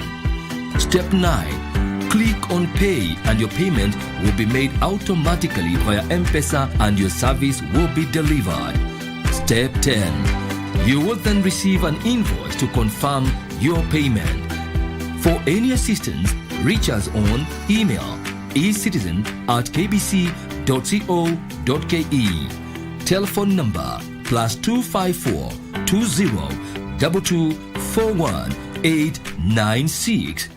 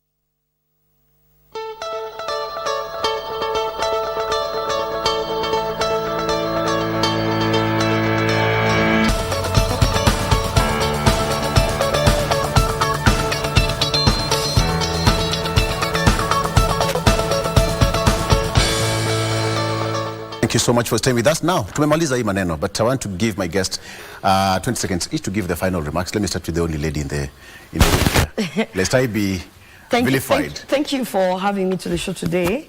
I think I would say to Kenyans that we need to criticize this government. That is their right. But we also need to remember that we are criticizing to make whatever services or development that is being offered, to make it efficient or to make sure that resources are being spent well. But ending up just taking positions because you're being misled. For instance, you've seen what is happening with the affordable housing. The positions that Kenyans are being made to believe is actually the wrong position. This government wants Kenyans to own homes. We don't want Kenyans to die as tenants. We want people to be able to own homes and bring down their cost of living in terms of that rent and stuff like that. So some of these things that are being shut down is really for the interests of Kenyans. And I'm glad that Kenyans have continued to give the president time to deliver. And we are starting to see the fruits of that, you know, of the hard work, of the foundation that we placed last year. The fruits are starting. So you've seen even the oil, fuel has come down in price. Things are starting to happen. Unga is coming down in price. So I think criticize, but criticize for the good of the development that is coming down to you, not to just shut down projects. Thank you. Yes. Daniel? Thank you.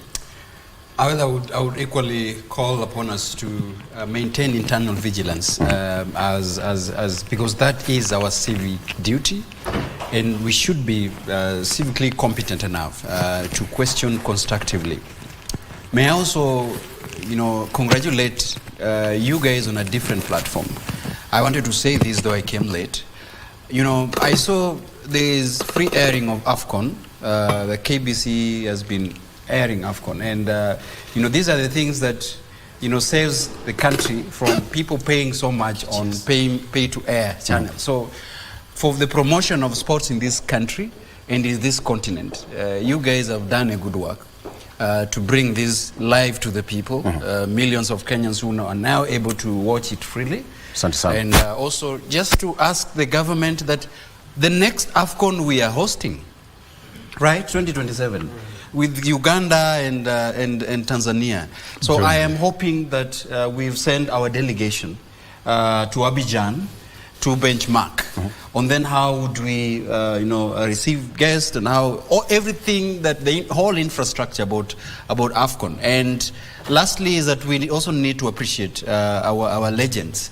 I have seen AFCON countries, the value they attach to their footballers and people who've given them the glory. So I think this is encourageable. Apart from us having the conversation today, I just wanted to thank KBC on behalf of many Kenyans who are now able to sit at their comfort to follow the proceeding of African Cup of Nations. All right. On behalf of the corporation, I say thank you so much for that. All right. Thanks for watching. Nyamogo, kindly. Yeah, we feel happy appreciation for this state of cooperation for upholding freedom of the media. Congratulations. Number two, allow me this morning to encourage the people of Kenya and instill that quality of spirit upon them to face danger or pain without showing fear. Because the Second World War was won not because of weapons, but because of that confidence. Winston Churchill instilled this confidence on the Britons, telling them that you need to have the belief in yourself. In his own words, and you will allow me to quote him, if we wish to be free, then we must fight. It is all God's will. One can die in a silent sleep, and God can spare another in a battle. Full stop and unquote. So the people of Kenya must realize that we have the right and the power to give orders and make decisions, because all sovereign power belongs to the people. If our public and state officers have failed us, we have that power to do it directly. Under Article 1, Article 2, the people may exercise their sovereign power either directly or through their democratically elected representatives. Full stop. Thank you. All right. We must, as a country, we must continue promoting the rule of law and constitutional order and dispensation of justice. And Kenyans must endeavor to ensure that our economy grows tremendously, maybe to a double digit. We've always targeted a double digit, and I think we are almost headed there. But this can only happen when we do a number of things. We must promote competent leadership in the country. Merit. We must be a nation of merit and make our system clean and remove the business of conflicts of interest and corruption. And that is why all institutions must submit to that call and that desire of the people of Kenya, including the judiciary. They must accept to be audited. The legislature, they must accept to be audited. The executive, they must accept to be audited. Social institutions like the judges, the church or religious institutions, they must accept to be audited. It is now time for us to clean Kenya and clean our economy and keep it on a double-digit trajectory and ensure that the very essential services are delivered to the people. Once that is done, that is all what Kenyans want. And I think we are now headed in that direction. Very good. Thank you. Gentlemen, thank you so much for joining me on the show. Thank you, Asante sana, for waking up at, to come and talk to Kenyans. That is Wilson Sossion, former NAS Secretary General and CAS. I still take that with a pinch. I still take that with a pinch. You know what? Nyamongo, who is a doctor. Nyamongo, all right? Thank you so much for joining us, as well as Danilo Rogo. Senator Roba has just left because of an emergency that she's attending to. All right. And you as a viewer, asante sana for watching. But before you go, as always, it's always good to tell you what's happening across our borders. That's on the front page of the BBC. We have it there.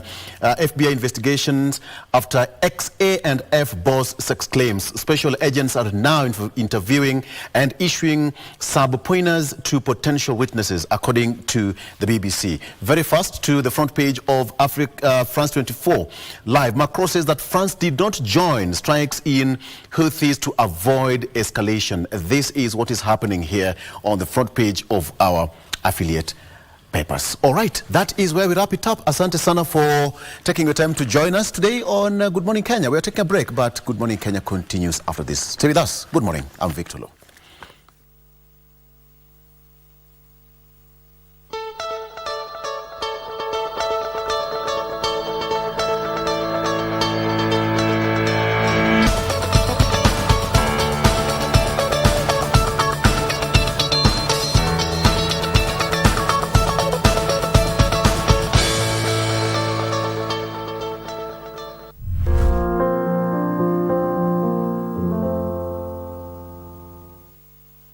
This is Nayanayangikalayo village, a remote part in Turkana County which is about 600 miles from the capital city of Kenya.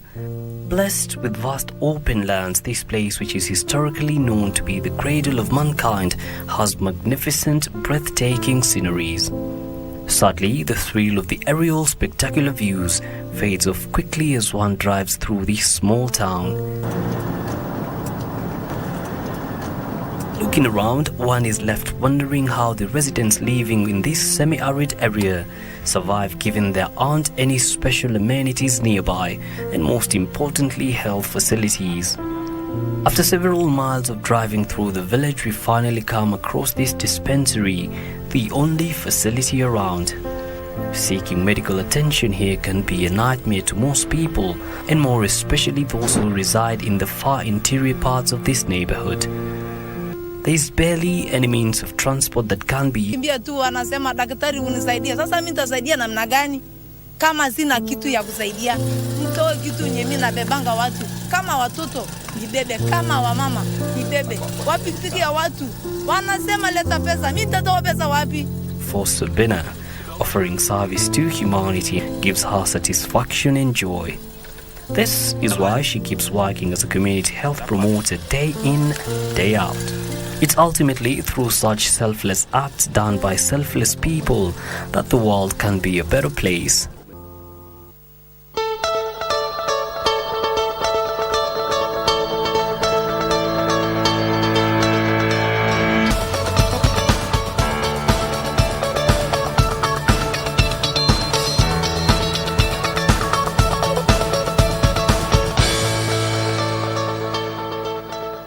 Among adults aged 20 and older, about 90% have had at least one cavity. 1 in 4 adults aged 20 to 64 currently have at least one cavity. cavities are permanently damaged areas in the hard surface of your teeth that develop into tiny openings or holes.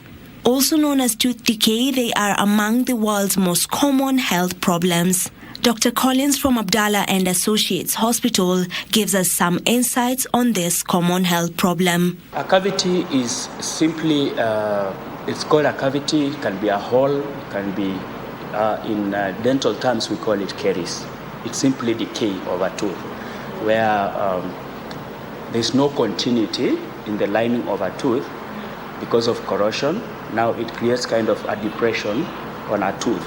Could be either on top, on the sides, or in between the teeth. Yes. Everyone has bacteria in their mouth. After eating or drinking foods with sugar, bacteria in your mouth turns sugar into acid.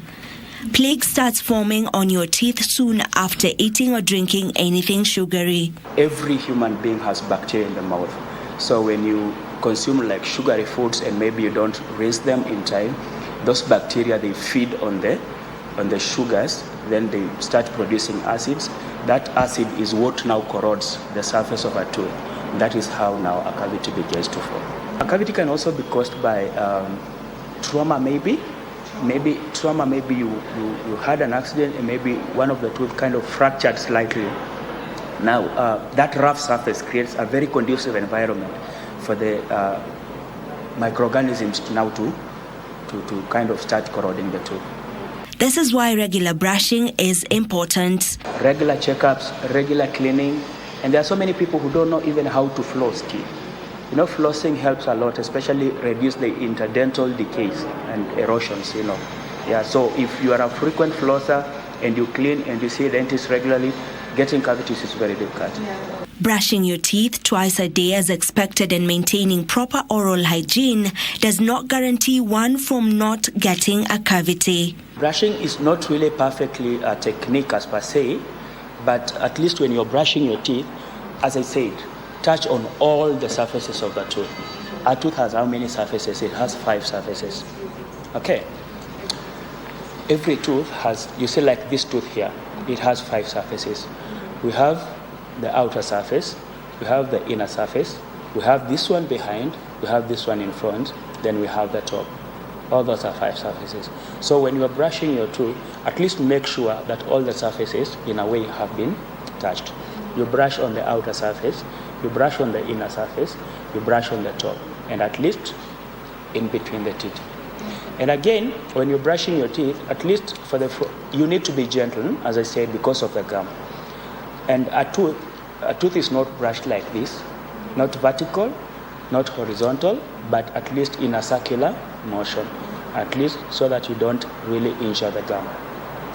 Circular motion, you go behind here, inside here, and then when you want to brush your posterior teeth, the ones behind, at the very end, you can't brush them when your mouth is quite wide open. At least close your mouth slightly so that the toothbrush can be able to penetrate all the way to the last tooth. Yes. And once you're done with the teeth, done with the gums, it's also important, very, very important, to brush your tongue. There's no exact timeline for how long it takes a cavity to form, as everyone's oral hygiene is different. A cavity formation, the duration within which that cavity will form can never be specific, let me say that. Because now there are several factors, and actually, you can reverse a cavity from forming. It can start forming, and still you are able to reverse that process. Because during formation of a cavity, it will depend first of all with the hygiene in the mouth, several factors. If you continue consuming sugary foods, or maybe you can choose to reverse the formation of a cavity. So how long it takes is a matter of a lot of factors, yes. The symptoms of a cavity depend on the severity of the decay. By the time you are seeing signs of a cavity, like sensitivity and pain, definitely it's bad. Yes. That is why it's normally advisable to see a dentist at least twice a year. It's normally advisable because a dentist can identify a cavity before it gets to such extent. It is possible to reverse tooth decay when it is in the early stages of demineralization. A tooth has the outer surface, which is the enamel. It has the second surface, which is the dentine. which actually forms almost 80% of a tooth. The dentine, then we have the pulp inside. Now, the enamel is the hard part that is normally slightly glassy. So when a cavity starts forming, that glassy part now starts turning kind of chalky white. Now that is the first stage of a tooth cavity. Now, when it is still chalky white, there are several things you can do to reverse that. You can maintain very perfect hygiene. A tooth can still mineral itself, can still calcify itself, because that chalky part means like there's no now calcium. The tooth itself is demineralized. Now that is where the cavity starts forming. The second stage is now when the cavity gets to the dentine. When a cavity gets to the dentine, now somebody starts feeling a little bit, because the dentine has some very minute, tiny tubules that communicate directly now with the pulp. The pulp is where now the nerves are. At that particular stage, when a cavity gets to the enamel, it's still possible to do a filling when you start feeling that sensitivity. But then it comes to a point where now the cavity gets to the pulp of the tooth. And pulp, 90% of it is nerves. That's where now you start feeling irritation, pain, sleepless nights, and all that. As much as tooth decay is a common dental problem, you can be able to reduce your risk of getting it by doing a number of things, including eating fruits and vegetables rich in fiber and foods rich in calcium. A regular checkup at your dentist, doing cleaning, not brushing at home, doing cleaning with the dentist. That's number one. Regular checkups, hygiene is very important. Number two is diet. What you eat. You know that people who love junky foods, all they do is just maybe snacking, sweets, biscuits, cakes, soda, and all that. Those are the kind of things that causes cavity. So if you reduce your diet on sugary stuff like that, then definitely you are not at risk of getting cavities. Yes. A cavity can destroy a tooth once it's reached the pulp stage of tooth decay. At this stage, the damage to the tooth may be so severe that it cannot be saved with treatments and may force removal of the tooth affected. Of course, you'll have to lose the tooth.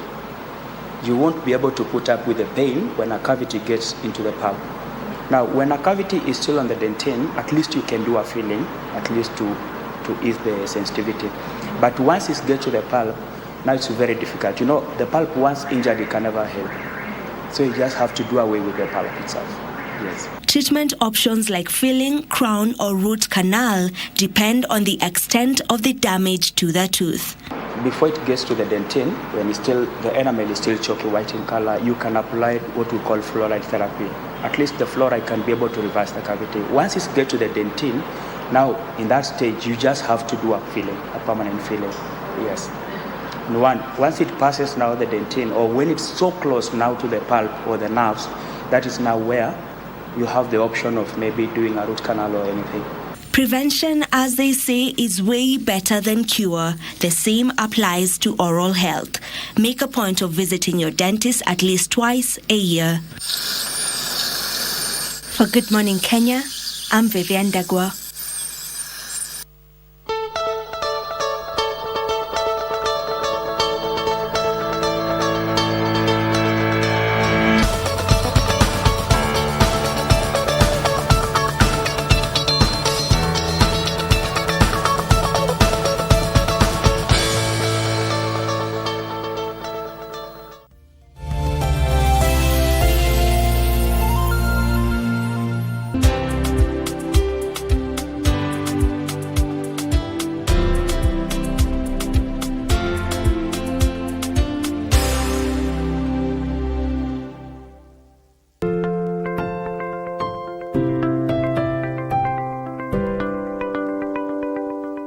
In a world filled with uncertainty, there is one thing we can always count on: the power of compassion and generosity.